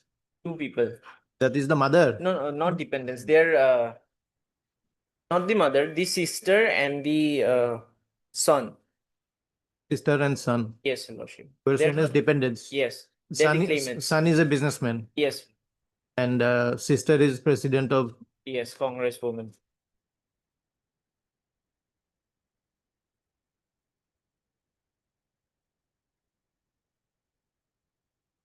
Your Lordship, in page number 15, last paragraph, it is explained.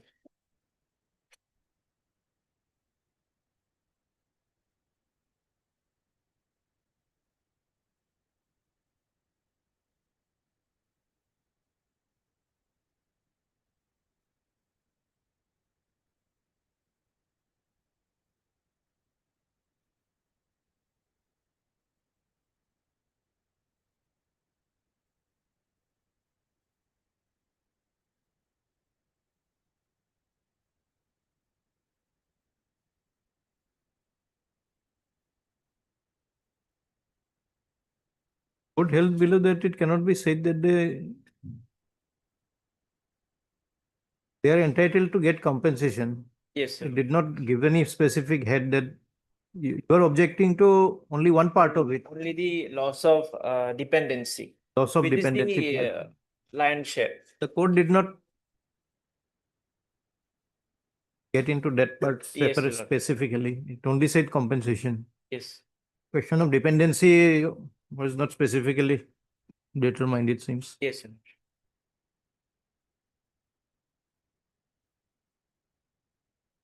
Where is the calculation? Not given separately. Where is the breakup? No breakup. Page number 13, Your Lordship. Calculation is there.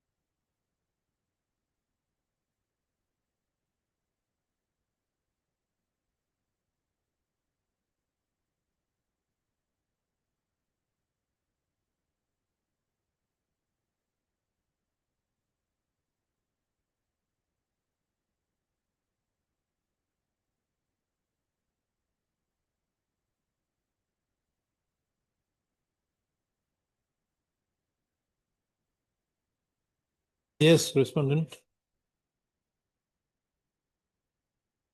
Lordship. For respond number 1 and 2, my lord. Lord, having regard to the evidence on record, my lord, there is specific deposition on the part of respond number 1, SCW1, Urmila Das, and respond number 2, SCW4. At page, my lord, PW1 is placed at page 1, my lord, second file, my lord, of TCR. Specifically, she deposed that she was dependent upon the deceased brother, my lord, and she is the unmarried sister of the deceased. Is the unmarried sister of the deceased, and during cross-examination, no suggestion was there that she was not dependent upon the deceased income, my lord. Likewise, my lord, CW2, one Mr. Nipen Kolita, who was also examined in support the case of the claimant, my lord. Earlier one, which CW you refer to, CW? CW1. CW. No suggestion that not dependent. Yes, ma'am. Now CW2, my lord, dependent witness, my lord, Nipen Kolita at page 47, my lord. He also deposed that both the respondents, that is respondent number 1 and respondent number 2, who are the son and unmarried sister of the deceased respectively, are dependent upon the deceased brother, my lord. And to that effect also, there was no suggestion, there was no objection to that in cross-examination. This CW? 2.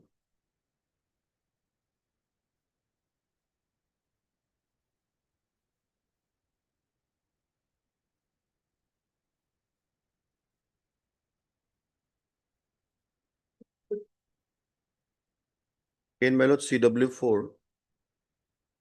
CW4 has at page 50, my lord, para 1, evidence of CW4. There is specific deposition that both the respondent number 1 and both the respondent number 2 and the respondent number 2 were living together, my lord, and there is no separate household. The question of dependency would have arisen had they been living in a separate household, my lord. There is a specific deposition that they are living together under the dependency of the deceased person, my lord, who is the retired person, my lord. And this also not rebutted by the opposite appellant side during cross-examination, my lord. Now, as far as the evidence before the learned member is concerned, my lord, regarding dependency, there is no rebuttal evidence that they were not dependent. We have specifically deposed on oath before the learned tribunal, my lord, that we are dependent upon the deceased brother. Now, lordship, in support of my submission, There is the admission that the son is a businessman. I'm coming to that, my lord. That is why I'm relying upon a judgment, my lord. I'm taking the help of a judgment.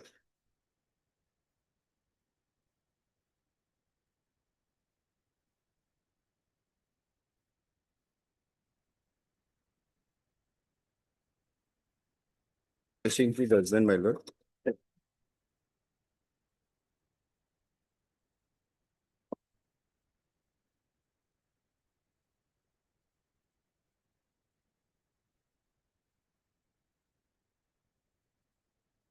I have highlighted the relevant portion, my lord. That is first one, my lord, from Monopatra, my lord. The National Insurance Company Limited versus Birender. My lord, the facts, my lord, first page. The claim petition was filed with the respondent number 1 and 2 herein, who are major sons of Sunita Devi, deceased. The respondent numbers 1 and 2 claimed an amount of rupees 50 lakhs along with the interest at the rate of 12% per annum. The appellant disputed the claim and pleaded that the accident did not occur with the offending vehicle, dumper or tipper, or due to the fault of its driver, and that the respondent number 1 and 2 were measures and not dependent upon the deceased, as such was not entitled for any compensation. Now, my lord, the finding is that, my lord, lordship will find the observation of the Honorable Apex Court in paragraph 14, my lord. Discussion has been made in paragraph 14, 15. That would be, my lord, page number 8. At the extreme bottom, my lord, you will find.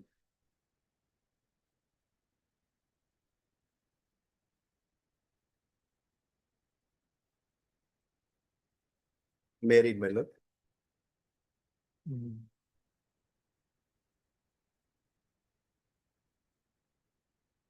Married, my lord.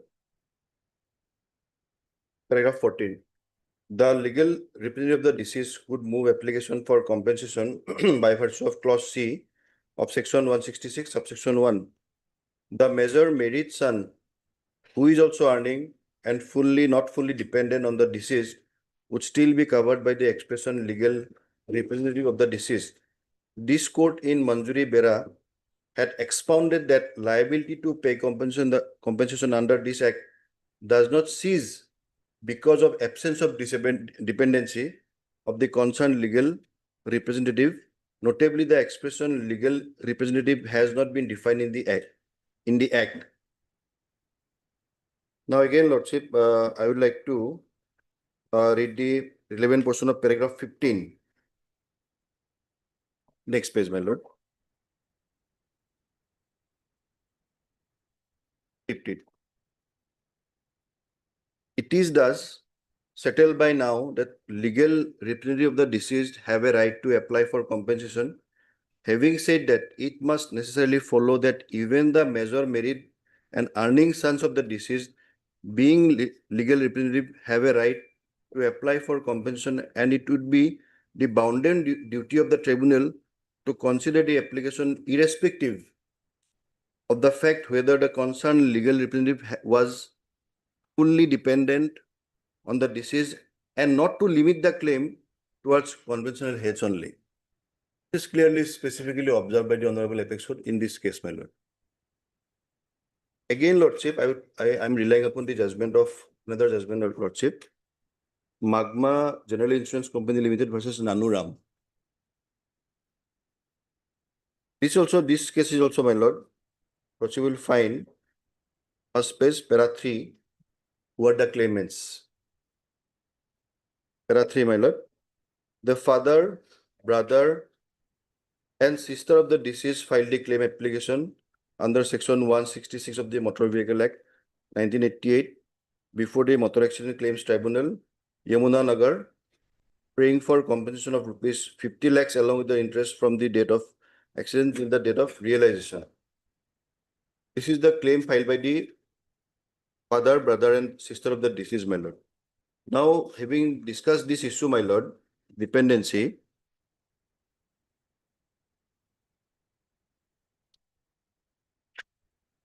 Lordship may kindly see now para 8.4. 8.4 at page 4, my lord. Yes.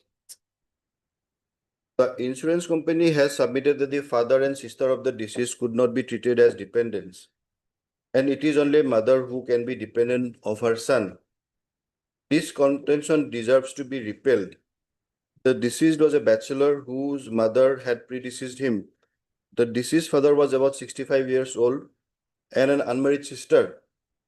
The deceased was contributing a part of his meager income to the family for their sustenance and survival. Hence, they would be entitled to compensation as his dependents. Now, my lord, the position in our case, my lord, the sister is unmarried, my lord. She might be working in the political party, my lord. That is not a job which should derive some income to her, my lord. And as far as the respondent number 2 is concerned, Gorango Das, my lord, son of the deceased, he was, of course, evidence is on record that he was having a business, my lord. But the lordship may kindly see the family of a Indian family, my lord. The father is the guardian, my lord. So he is the main breadwinner of the family, my lord. That aspect is also there, my lord, in the Indian context, my lord. So dependency, even the major married son, my lord, major married son, earning son also becomes dependent upon the deceased father, my lord.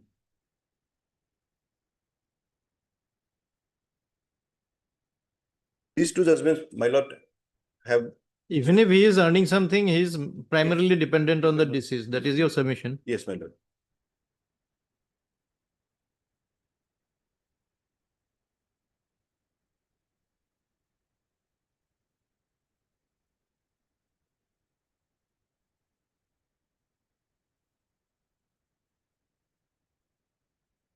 Yes.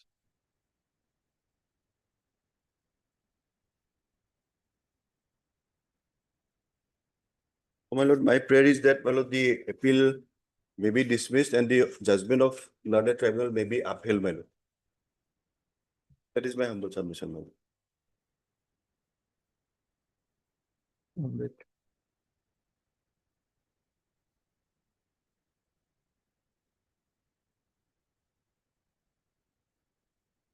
Your Lordship, I have one prayer. The statutory amount may be refunded. Pardon? The statutory amount may be refunded. That would be in the event of Disposal. allowing Yes. allowing the appeal. Allowing or disallowing. Disallowing. Either way, my lord. What's the one that is deposited here? Yes, Your Lordship.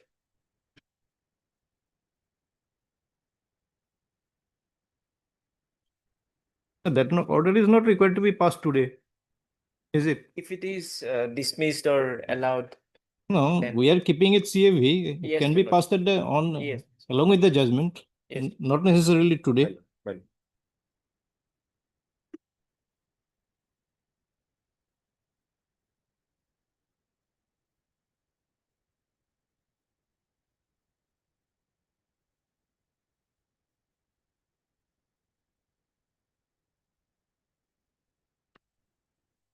Yes. much of. Number 20.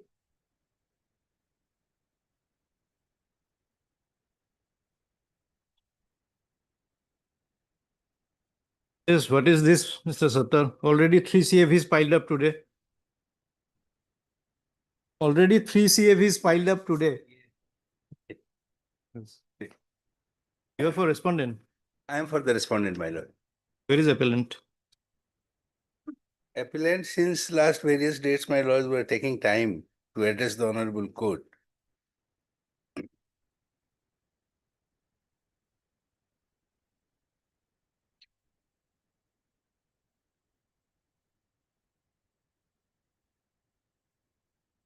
You were also an accusing party.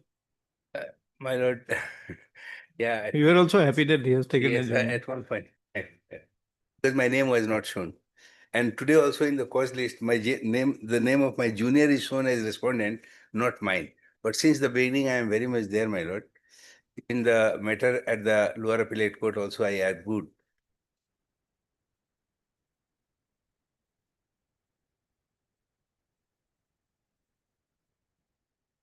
Only it is a question of, my lord, 2 lakhs and some amount. It is the substantial question of law.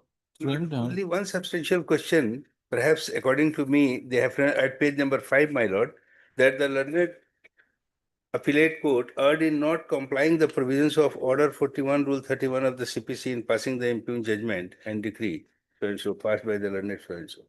My lord, I have a decision of the Honorable Supreme Court that even if Order 41, Rule 31 is not complied with and the points for determinations are not framed, then even the Honorable Court, then even the Honorable Court, Anyway, in the absence of the appellant, we cannot dispose of it on merits. We can either adjourn it or dismiss it for default. my lord, that is up to the discretion of your lord to adjourn or for default. But I hope that if it is dismissed for default, they will become vigilant, my lord. And I will not object. I think seeing the order sheet, number of non-appearances, Yes. I think it is now time for a bit of a shock therapy.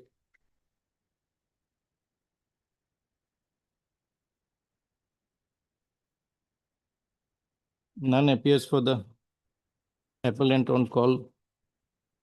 Perusal of the order sheet reflects that on several previous occasions, none had appeared for the appellant. Learned counsel representing the respondent is present.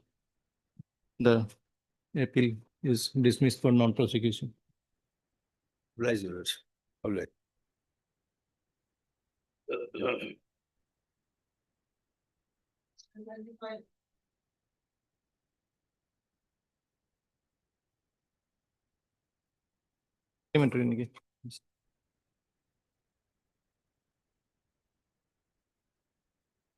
Right.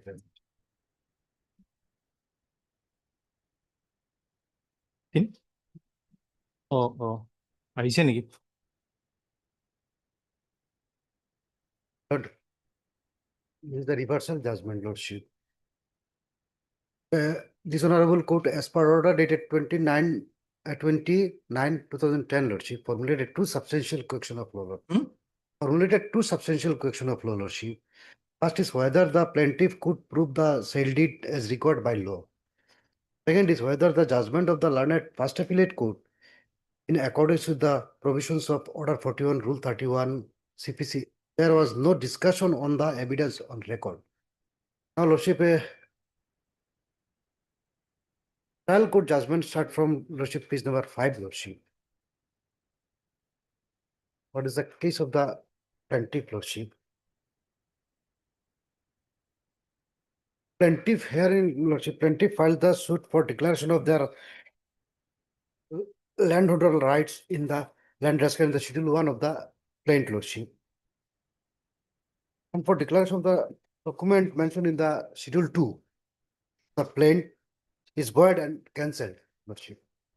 Now, case of the plaintiff is that, Lordship, plaintiff number 1 sold the suit land and delivered the possession of the thereof by executing register Kabbalah number 9496 dated 22/9/1980 to one Abdul Haq. Thereafter, said Abdul Haq had possessed the suit land from 22/9/1980 to 6/11/1985, Lordship. Thereafter, said Abdul Haq again, Lordship, sold the said land, Lordship, to the plaintiff by registered deed number 8671 dated 29/11/1985, Lordship, and delivered the possession of the suit land to them. Since then, Lordship, they are possessing the suit land as Miley by the plaintiff number 1 and 4. Thereafter, after the death of Lordship, now, Lordship, page 7, Lordship, it is submitted there. Defendant number 1 and 2 approach the plaintiff number 1, it is the defendant case, helping them in obtaining a loan from the bank. They request the plaintiff number 1 put signature in some blank paper, stamped and unstamped papers for the purpose of the loan, Lordship.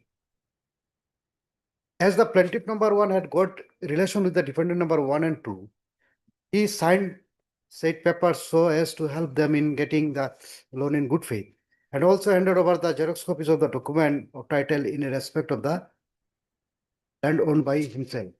The plaintiff could come to know about the fraudulent activities of the defendant number 1 and 2 on 6/11/1994, when defendant circulated in the locality that they had manufactured a Kabbalah, which is sale deed, Lordship, with the stamped papers signed by the plaintiff number 1, Lord, as the opposite collection, defendant number 3 to 5 as the attesting witness, and defendant number 7 as the scribe showing the selling of the suit land.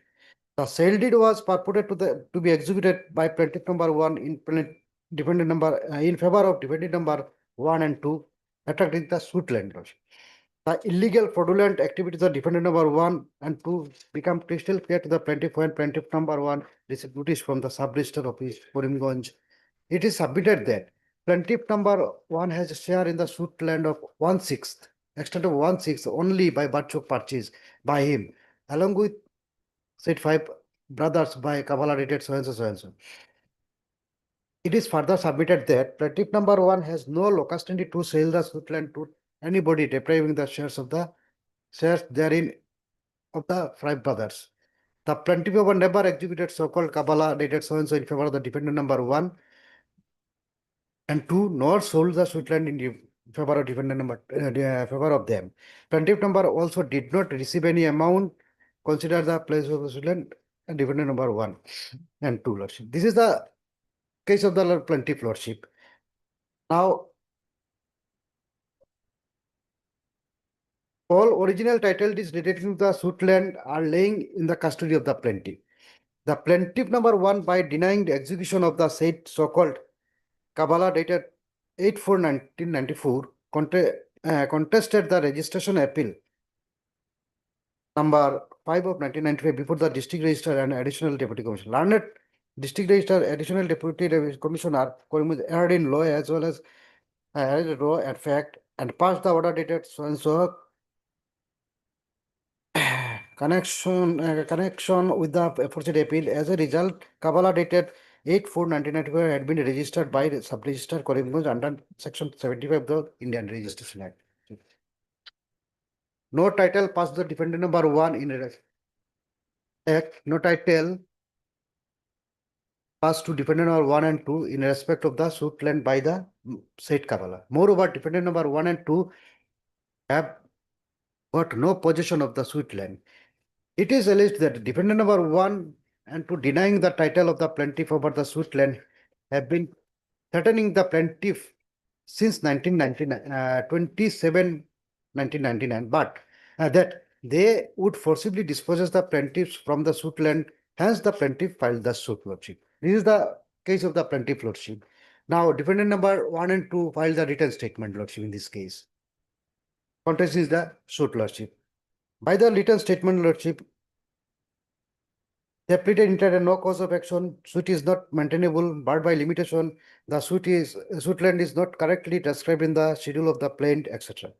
The case of the contesting defendants number 1 and 2 is that suit land was originally purchased by the plaintiff from original owner based Atul Chandra Malakar and others, and he exclusively owned and possessed the suit land up to 1994.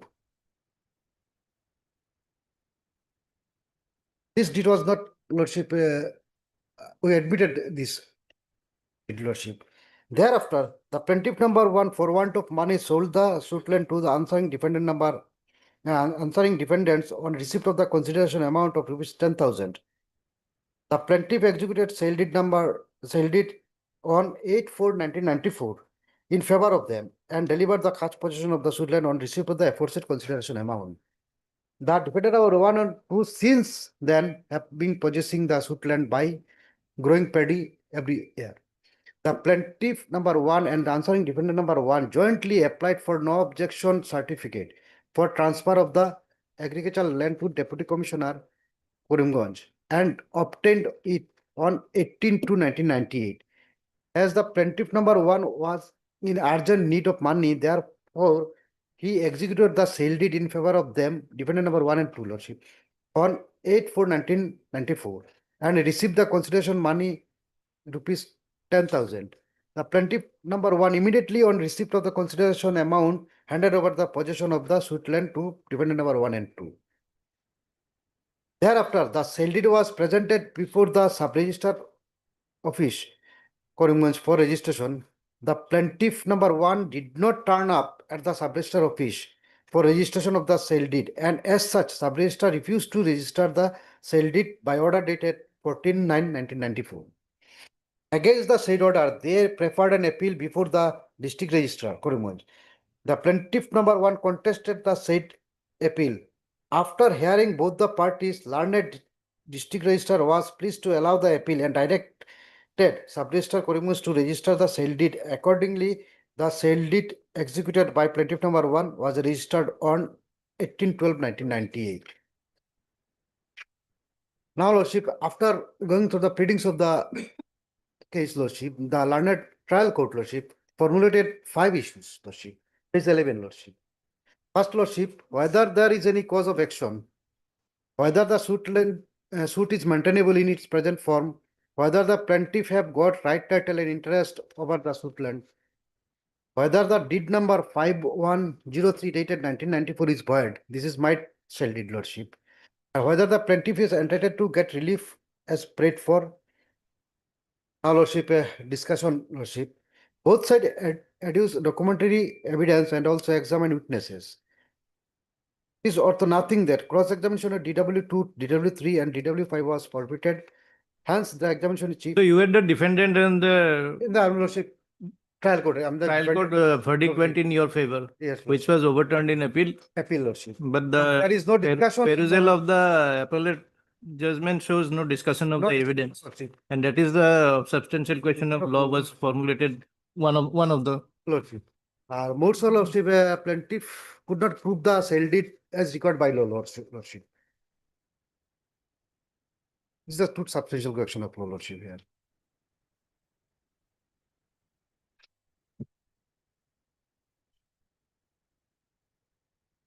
Page 8 from. Okay, we'll continue. Lordship.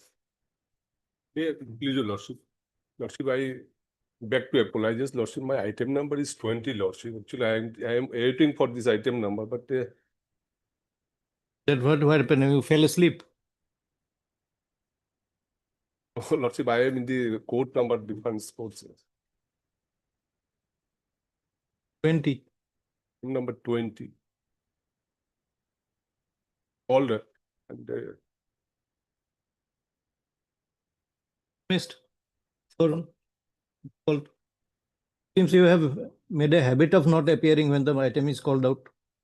every occasion, Lordship, last occasion also we have before this honorable court for time, asking for the time only. But We otherwise, have perused the order sheets. You have defaulted on many times, but time was granted. You file application for restoration. Lordship is allowed me to. But they have gone back. At least, Lordship, another time may be fixed for Lordship. I will inform the parties, Lordship. Will come back at 2. Obliged, Lordship.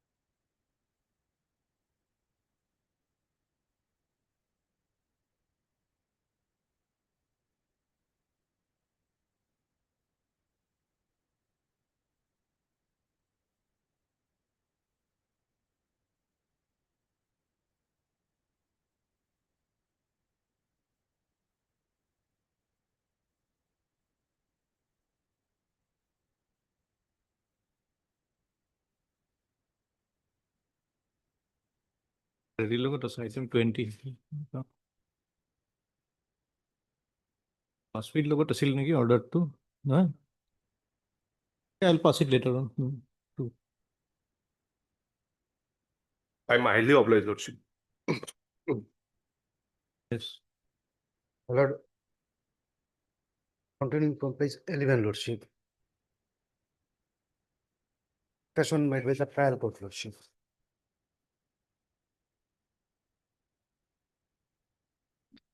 What is the item after this? Any other item left? Huh?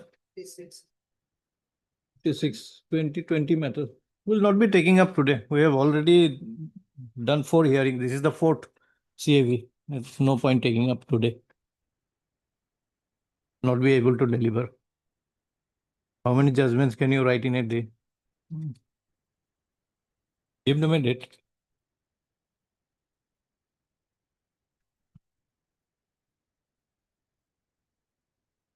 My lord, page 11, Lordship.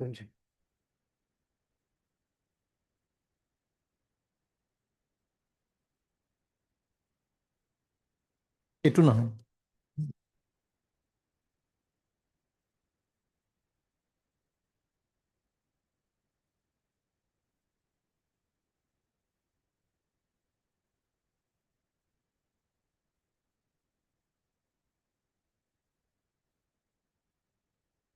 এটাতো আছিলেই।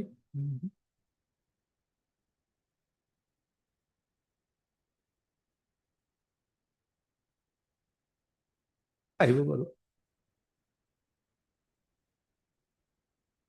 Yes. My lord, page 11, Lordship, discussion, Lordship, made by the trial court, Lordship. Now, from bottom, Lordship, last line, the plaintiff has challenged the deed number 5103 dated 8/4/1994 as illegal, void, and liable to be cancelled. This is my deed, Lordship. Defendant number 1 and 2 deeds, Lordship. 5103, Lordship, and it's the exhibit C. The sale deed is marked as exhibit C. Admittedly, the sale deed was registered by the sub-registrar Karimganj on 18/12/1998. Pursuant to the order of the district registrar passed on 9/12/1998, in connection with the appeal preferred by contesting defendant number 1 and 2. In this case, Lordship, when Lordship a plaintiff, the defendant going to Lordship register the sale deed, plaintiff fled away from the sub-registrar office. Then Lordship, this defendant Lordship filed an appeal, Lordship, sub-registrar rejected the prayer for registration, Lordship, because the plaintiff is not present. Then Lordship, the defendant filed an appeal, Lordship, before the district registrar. Then district registrar allowed the appeal after hearing both the parties. Now, Lordship, admittedly, the plaintiff number 1 contested the appeal before the district registrar. The exhibit A, which is the order dated 9/12/1998 passed by the district registrar Karimganj, it is crystal clear that learned district registrar, after recording the statement of the plaintiff number 1 and defendant number 1 and taking into consideration of the arguments put forward by the engaged advocates, directed the said deed to be registered under section 75 of the Registration Act, Lordship. After, Lordship, hearing of the both the parties, Lordship, this deed was registered by the sub-registrar, Lordship. It is also clear from the exhibit A that plaintiff number 1 did not deny his signature in exhibit C, Lordship. Exhibit C is my sale deed, Lordship, deed.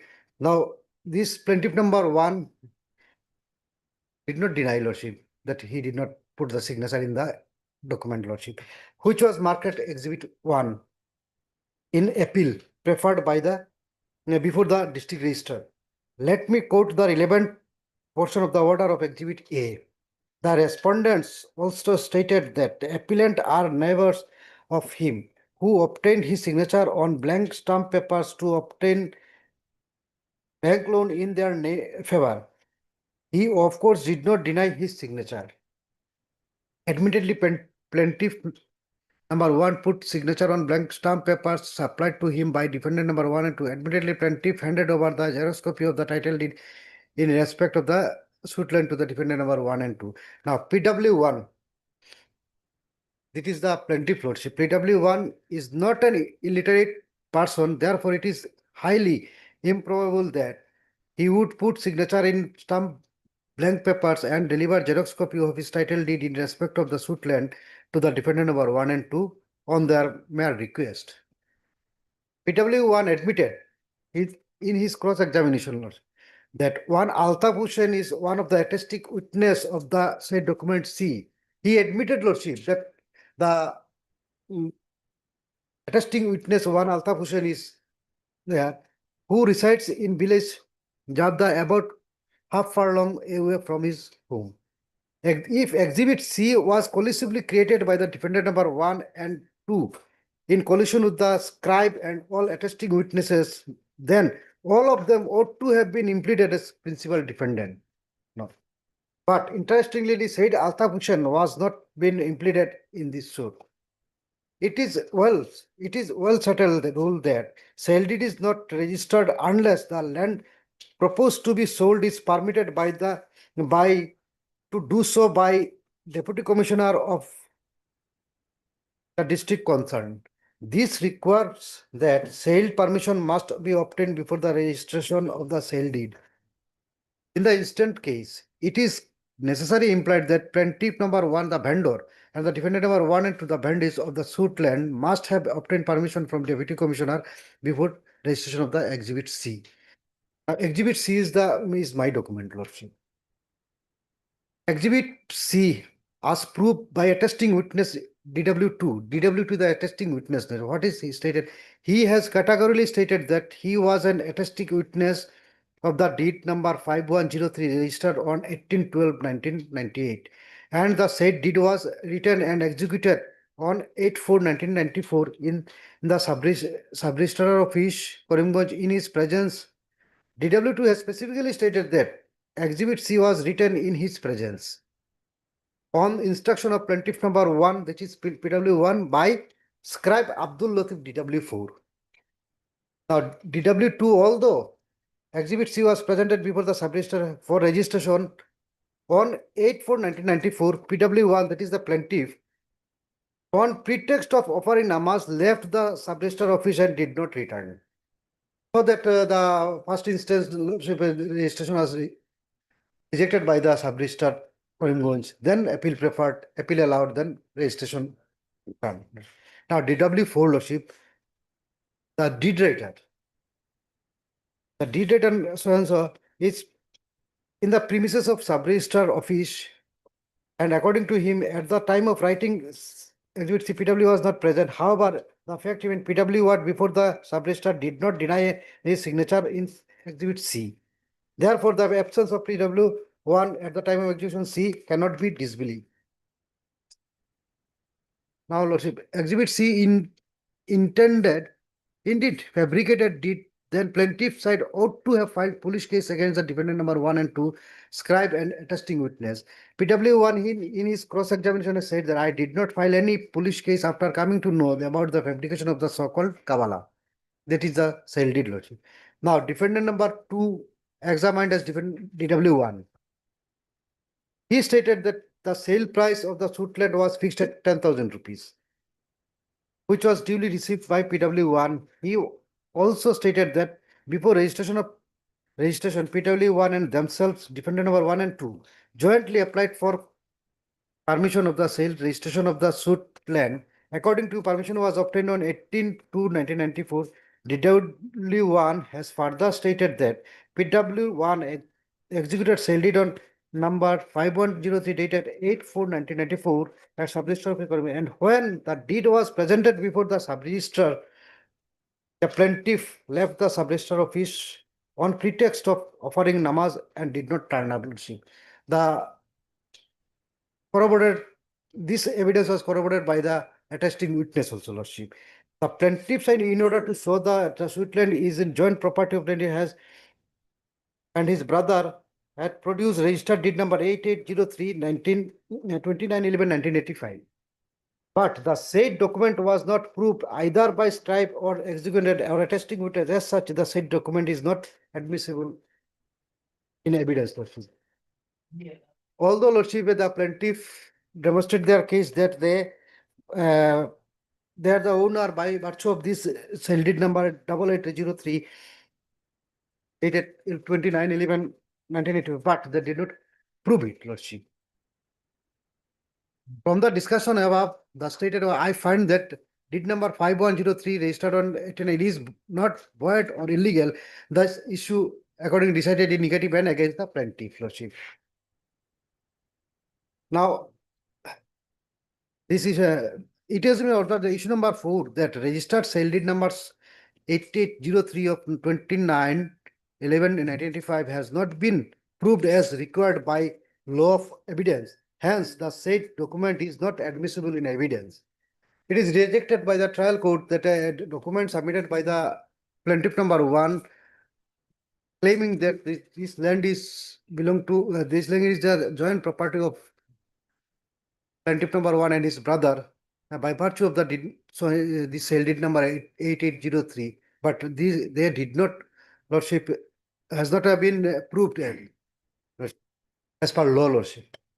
That there is no dispute between the plaintiff and the contested defendant number 1 and 2 that the said land was earlier purchased by plaintiff number 1 by registered deed number 6 to 1998 as 6 to 98 on 31/5/1976, Lordship. This deed, Lordship, there is no, Lordship, differences between us, Lordship, that it was forged by this deed, Lordship, 6 to 998 dated 31/5/1976, Lordship. The plaintiff purchased the suit land, Lordship, and accordingly they are in possession, Lordship. Then issue number 4 has been decided in favor of the defendant number 1 and 2. This implies that plaintiff number 1 has sold the suit land to defendant number 1 and 2 by executing exhibit C. Therefore, the plaintiff have no right to take interest over the suit land. Thus, on the basis of discussion, I decided the issue against the plaintiff. The next issue number 2, pleadings of the defendant number 1 and 2 is devoid of material particulars either of law or show that the suit cannot be proceeded in its present form. Hence, this issue struck up. There is no cause of action for the suit issue number 3 because issue number 5, 3, and 4 have gone against the plaintiff. This issue is answered negative, and issue number 4 as a relief, Lordship, plaintiff are not entitled to get any relief because, and ultimately the suit is dismissed by the learned trial court after going through the evidence and materials on record, Lordship. Then, Lordship, the plaintiff filed the title appeal number 6 of 2005, Lordship. And this appeal was decided on 16/6/2009, Lordship. The page, it start from page 23, Lordship. Now, Lordship, page 26, Lordship, kindly see. Learned appellate court below, Lordship, this page number 4, Lordship, formulated, Lordship, 5 issues. Whether there is any cause of action of the suit, whether any maintainable information, so during Lordship discussion made by the appellate court, Lordship, trial court during trial of the plaintiff number 1 examined PW1 and exhibited 3 documents by the exhibit 1, 2, 3. The defendant side cross-examined him, Lordship. The exhibit 1, 2, and 3, Lordship, although they are exhibited, Lordship, by under objection, Lordship. The defendant side cross-examined him. The defendant also examined defendant number 2 as DW1. DW2 is Haji Abdul Salam. DW3 is the Satyabrata Chaudhuri.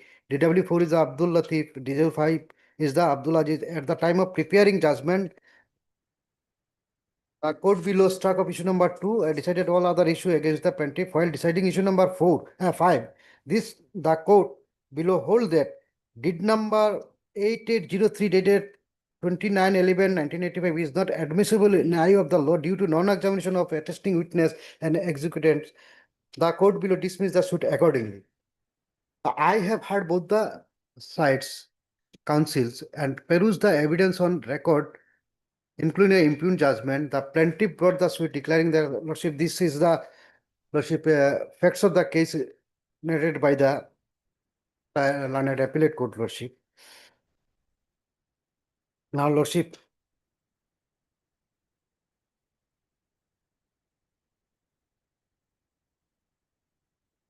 the plaintiff brought the suit for declaration of the right title and interest over the suit land on the basis of the deed number 8803 dated 29/11/1985. So, deed number 8803 is the basic document. The defendant number 1 and 2 is in paragraph number 9 of the written statement stated that allegations made against them are false, imaginary, concocted, and malafide. Defendant neither challenged the fact of sale of the suit land to Dr. Abdul Haq nor challenged the fact of purchase the suit land by the plaintiff number 1 to 4, and their two brothers from Dr. Abdul Haq. They also did not able to disprove those facts. That is why, in my considered view, the evidence adduced by the PW were insufficient to hold that all the brothers of the plaintiff number 1, including the plaintiff number 1, purchased the suit land from Dr. Abdul Haq on 29/11/1985 with strength of Exhibit 1 did, as this is the established fact that what is the reason to disbelieve the evidence of PW1 regarding selling of his land holding right of the suit land to Dr. Abdul Haq by executing sale deed by Exhibit 2, nothing discussed by the court below on that aspect, Lordship. Now, Lordship, here the learned appellate court stated that the deed number,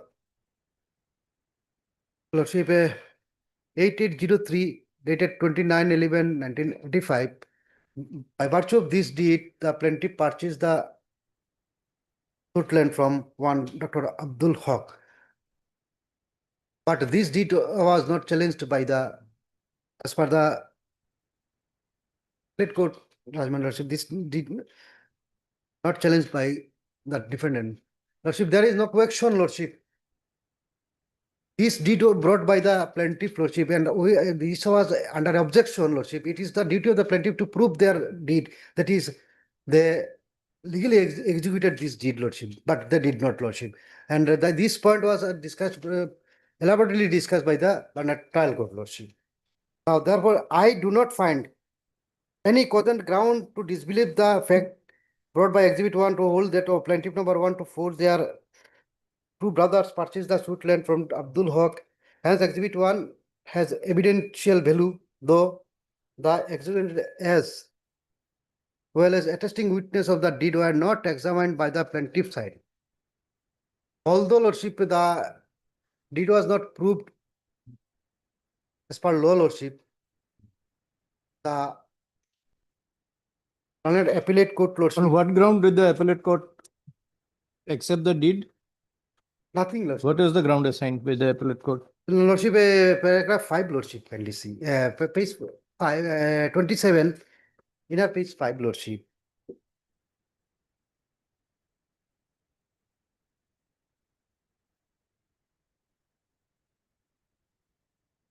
From middle with the defendant number 1 and 2 in the paragraph, in the written statement stated that allegations made against them are false, imaginary, contradictory material,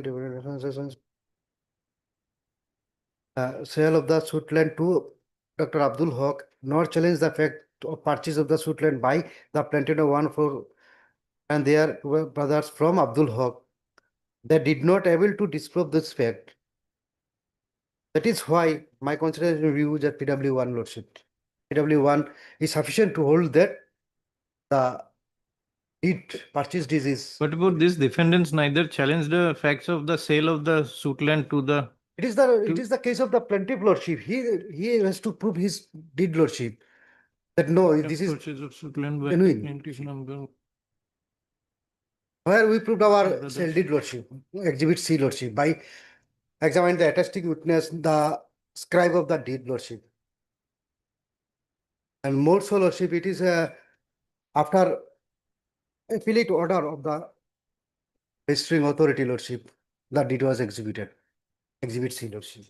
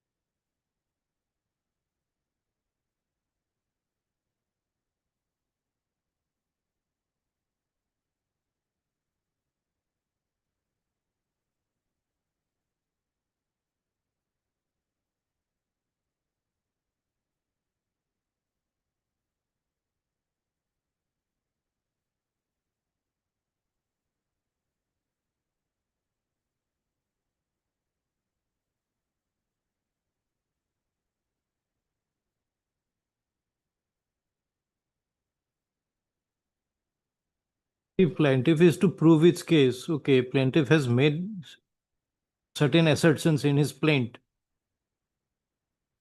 that such and such deed was executed, that deed of 29/11/1985, 8803.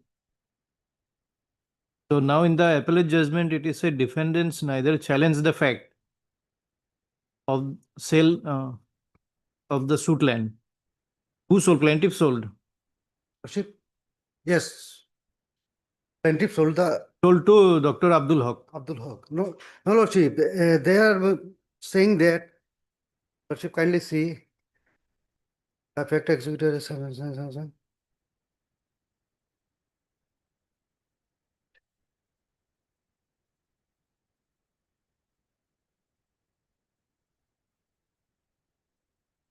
and modified to challenge the fact that also.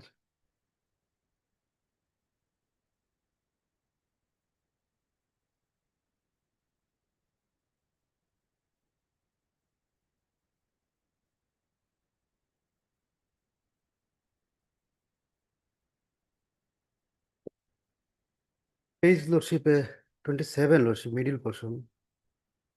So initially, plaintiff number one sold the plot of land to Abdul Haq. Abdul Haq. Then again Abdul Haq sold it back. Back to them, Lordship. They are pleaded case, Lordship. Hmm. But they did not, Lordship, prove their deeds. They have to prove their title by virtue of this deed. And our No, if you do not deny it, denied, Lordship, in written statement, Lordship. Categorically denied, Lordship. This is from the Lordship judgment itself, Lordship. Paragraph 9 of the written statement, Lordship, stated. then why is it stated here? Defendant neither challenge the fact of sale of the suit land to Abdul Haq nor challenge the fact of purchase of the suit land by plaintiffs and their two brothers from Abdul Haq. Lordship. It is held in the judgment that it is not, you have not denied. Lordship, kindly see, Lordship. So we have to see the WS. WS, Lordship. WS is page 45, Lordship.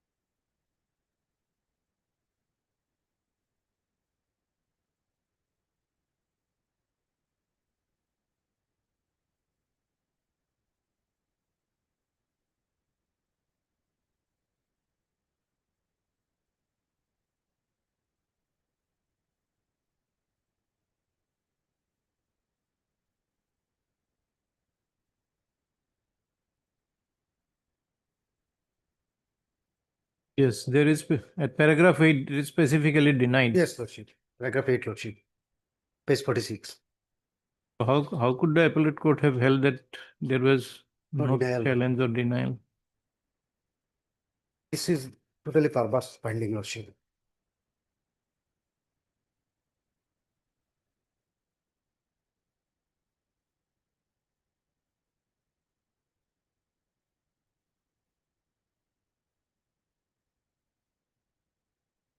And without discussing Lordship other aspects of the matter, straightway Lordship, the appellate court below Lordship set aside the judgment passed by the trial court below Lordship. Accordingly, Lordship, this two substantial question of law, Lordship, made by this Honorable Court. For us, Lordship, substantial question of law, second substantial question of law, Lordship.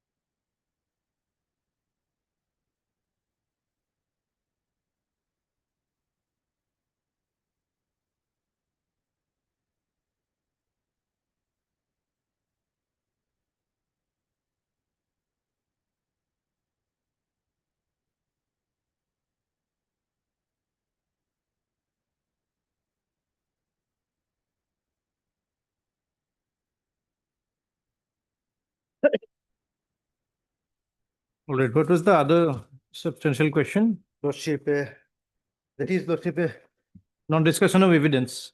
Lordship, Order 41, Rule 31, Lordship.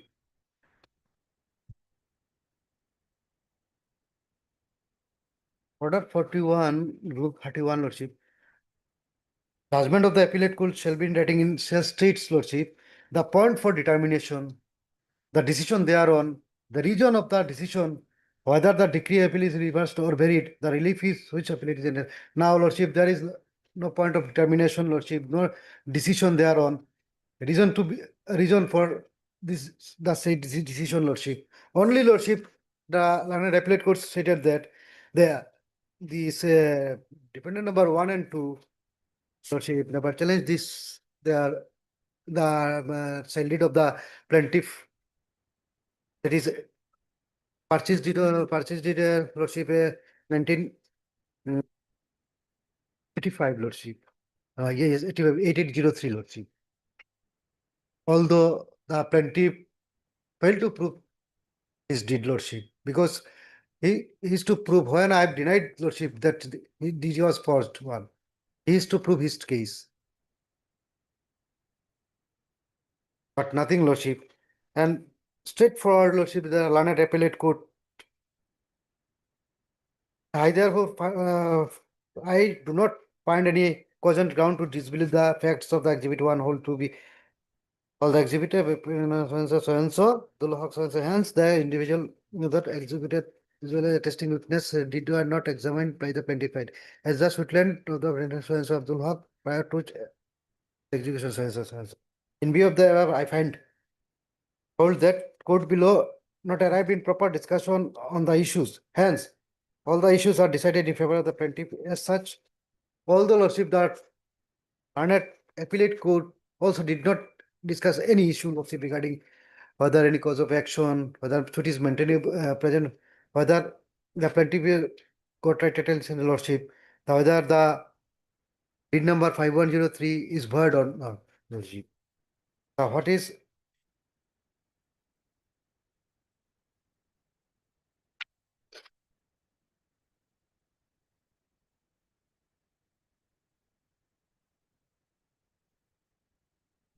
Effect of the execution. Now, Lordship, the first substantial question of regarding Lordship, whether the plaintiff proved the case, proved the sale deed as required by Lordship, their sale deed Lordship, that is Exhibit 1, most probably Lordship. Yes, that is what we have already gone through. Lordship. Now, second substantial question of law Lordship, the whether Lordship, the judgment. Non-discussion of evidence. Evidence Lordship, nothing Lordship, no determination, no decision Lordship. My humble prayer is that Lordship, this case is fit for Lordship interference by this honorable court. And plaintiff should file by the plaintiff. Lordship. My humble submission, I pray with this.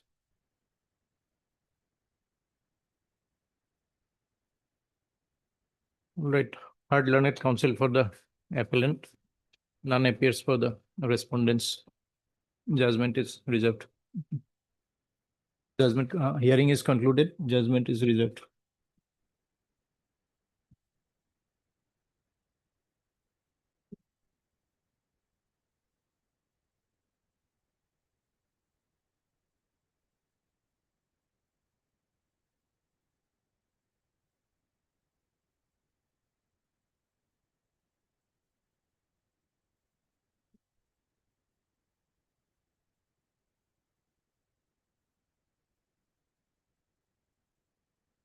Yes, respondent, what do you have to say? I think this what that lacuna of non partitioning of the apportionment of the shares that has already been done now. Already been done. So what survives now in this appeal? I think survive as per judgment, it may closed off. I think my friend will not also object. Only that part, my lord. Page 1, my lord. I have it is evidence, my lord. Page 46, my of the record, man.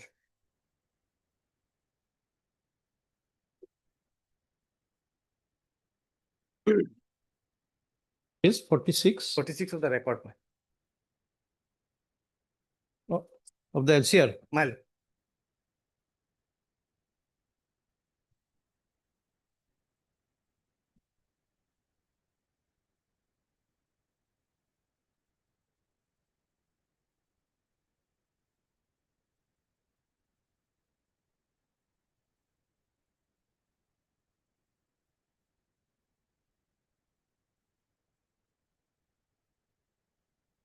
Yes, 46. Then 47, my lord, paragraph 6. Yes.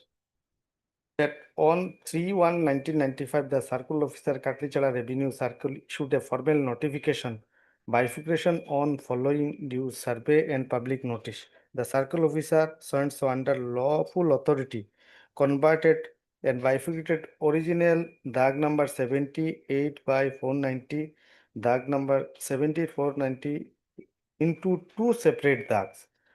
DAG number 78 490 retained 3 biga 4 kata 1 chatak, and DAG number 490 divided by 555 newly created 2 biga 15 kata 15 chataks.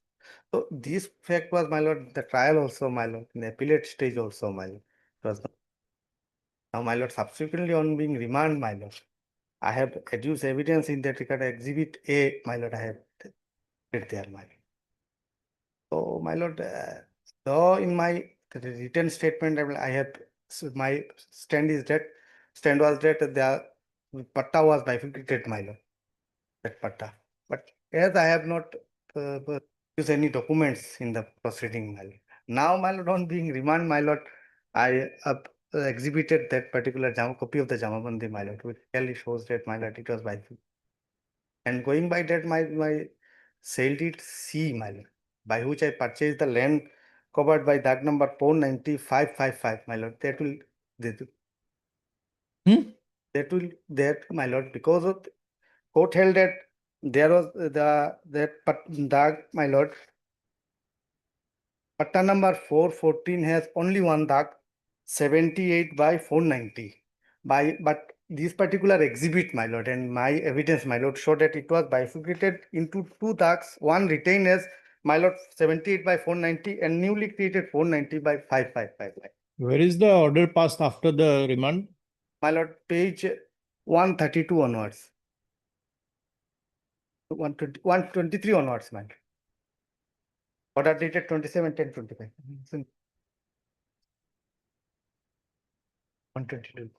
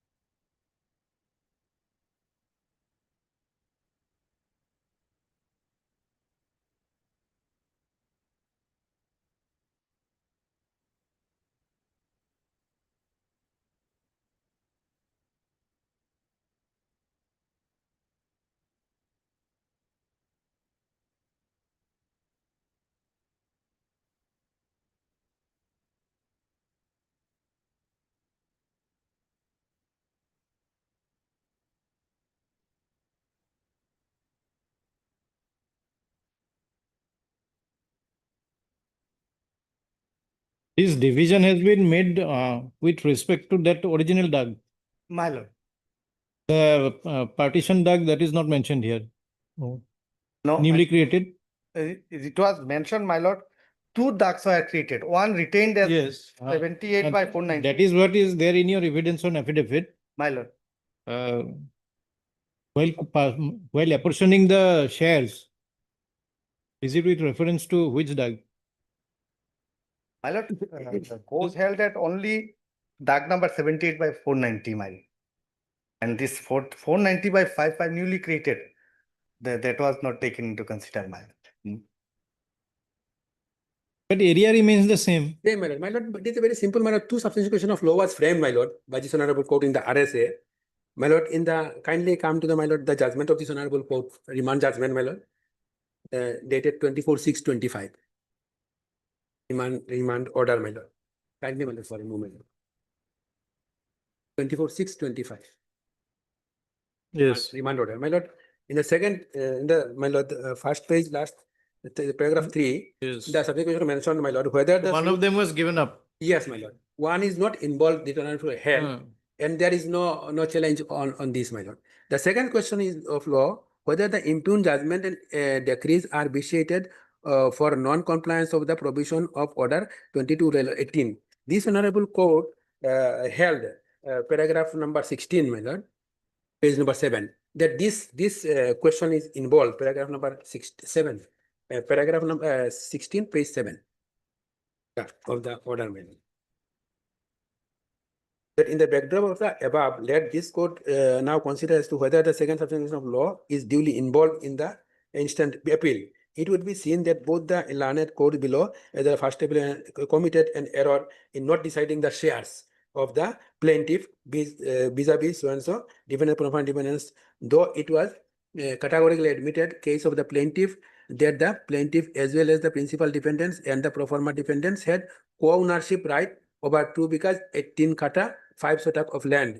It was therefore the incumbent duty on the part of the learned trial court as well as the learned first appellate court to ascertain the shares amongst the plaintiff, principal defendants as well as the pro forma defendants in respect of the suit land, and thereupon could have directed the collector to act in terms of section 154 of the code. This having been not done in this. So that non-apportionment was the only question, substantial question. That has now been done. Done, my lord. So, my lord, So how does the second appeal now now survive? my friend will raise a new question regarding tag number or some number or identity of the land.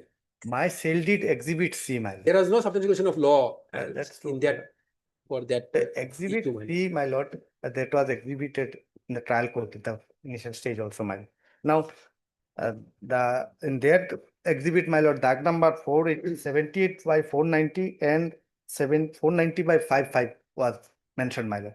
And whereas, my lord, the original. So we clarified that the apportionment done is in respect of both the DUG numbers taking. Now, both DUG numbers, if court opine that both the DUG numbers, my lord.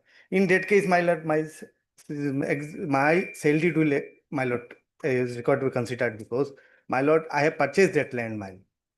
Regarding Swarnolipi, my lord, I have purchased some land on the basis of, my lord, oral of Swarnolipi, my lord, agreement. That was not registered document, my lord. That may go, my lord. But regarding this, my lord, exhibit C, my lord. Exhibit C. Exhibit C is regarding the creation of the new DUG number. No, is it not? No, but exhibit C by which I have purchased the land, my lord. And in that. No, we are not involved with that here. Only question was whether the learned trial court committed error by not apportioning the shares. Oh, my lord. That has been done now. That, your purchase of something and that these are not questions before us in second appeal. Yes, that was not my lord. Not the questions before us. Only question of law is whether learned court committed error in not apportioning the shares of the parties. This is the official document, man. And this specification was official, non-official, whatever. We are not concerned with that question now. We are only concerned with the apportionment of the land, and that has been done already. Nothing survives. My submission regarding this point may be recorded in the final judgment at my plan. I am having difficulty understanding your submission. Now, exhibit it is not a substantiation of law before reasonable doubt. What my friend is submit. How it can, my lord, evidence adduced on this particular point, my lord. And I have shown your lordship from page 46 onwards, my lord. Exhibited one document also, my lord. Exhibit B, my lord. On being remanded, my lord. It is only a calculation, my lord. No, not calculation. The subsection of law is involved only a calculation of the total 2 big 18 land among the legal layers, my lord. As per entitlement. Yes, my lord. That is, my lord, to be decided. Now the question is, it is a separate subject question of law, it will arise. The RSA is not admitted on any other question. All right, we'll see.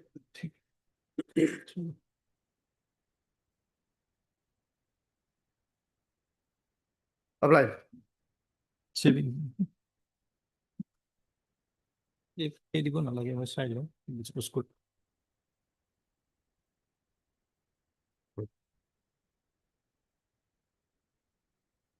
$26.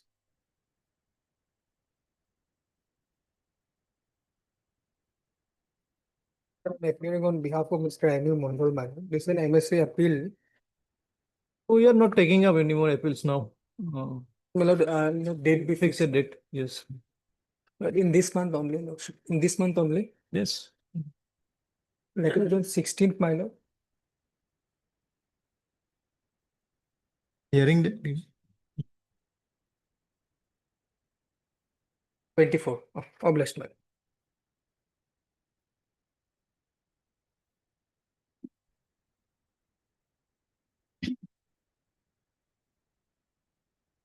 Do.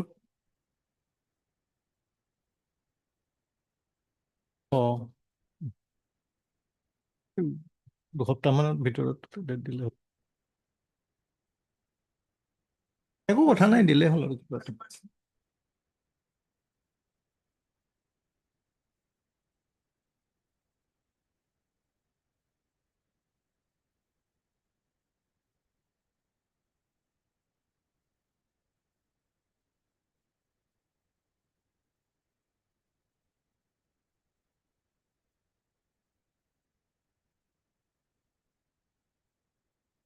দিব লাগিব আৰু হেৰিটো দিব লাগিব।